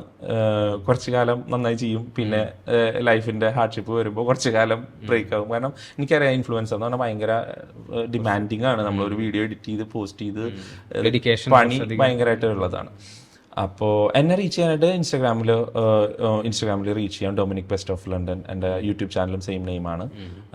അല്ലെങ്കിൽ എന്നെ ഗൂഗിളിൽ സെർച്ച് ചെയ്ത ഒരുപാട് ആർട്ടിക്കിൾസും അതിലൊക്കെ പലതിലും ഫോൺ നമ്പറും കാര്യങ്ങളൊക്കെ ഉണ്ട്. അപ്പം ഇനിയും ഒരുപാട് പേരെ സഹായിക്കാൻ കഴിയട്ടെ, ഇനിയും ഒരുപാട് മുന്നോട്ട് പോകാൻ കഴിയട്ടെ.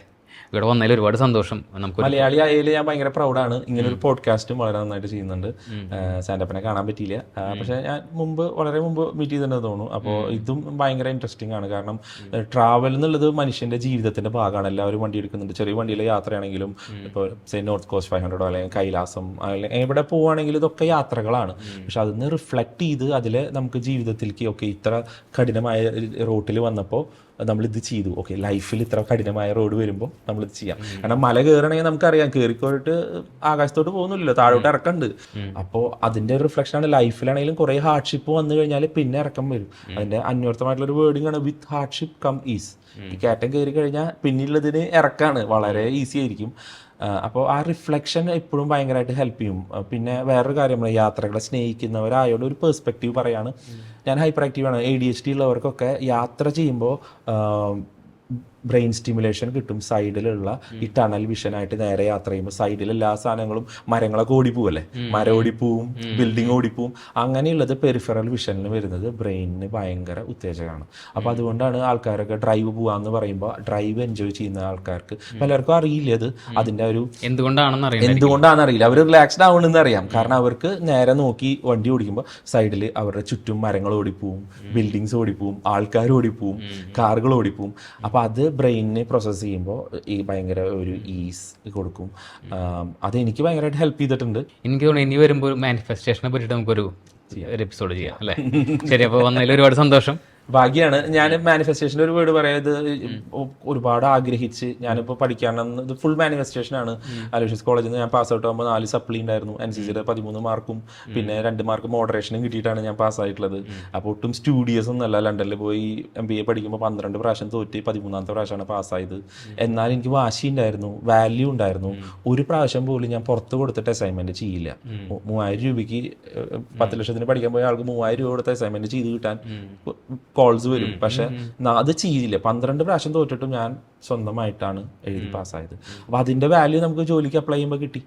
അപ്പോൾ പ്യുവർ മാനിഫെസ്റ്റേഷൻ ആണ് 100% പറയാൻ പറ്റും. കാരണം ഒരു സ്കില്ലോ ലണ്ടനിൽ പോകാനുള്ള കാശോ ലണ്ടനിൽ പോകാനുള്ള പഠിക്കാനുള്ള ഒരു പഠിപ്പത്തിൽ ഇൻവെസ്റ്റ് ചെയ്യാനുള്ള ഒരു അറിവോ അല്ലെങ്കിൽ പഠിക്കാനുള്ള ഒരു ഇതോ ഒന്നുമില്ല. പക്ഷെ ഒരു വാശിപ്പുറത്ത് ജീവിതം നമ്മളെ കൊണ്ടുപോവാണ്. അപ്പോൾ മറ്റൊരു എപ്പിസോഡിൽ നമുക്ക് എന്തായാലും ഇരിക്കാം ഇനി അടുത്ത തവണ വരുമ്പോൾ. അപ്പോൾ വന്നതിൽ ഒരുപാട് സന്തോഷം. Thank you.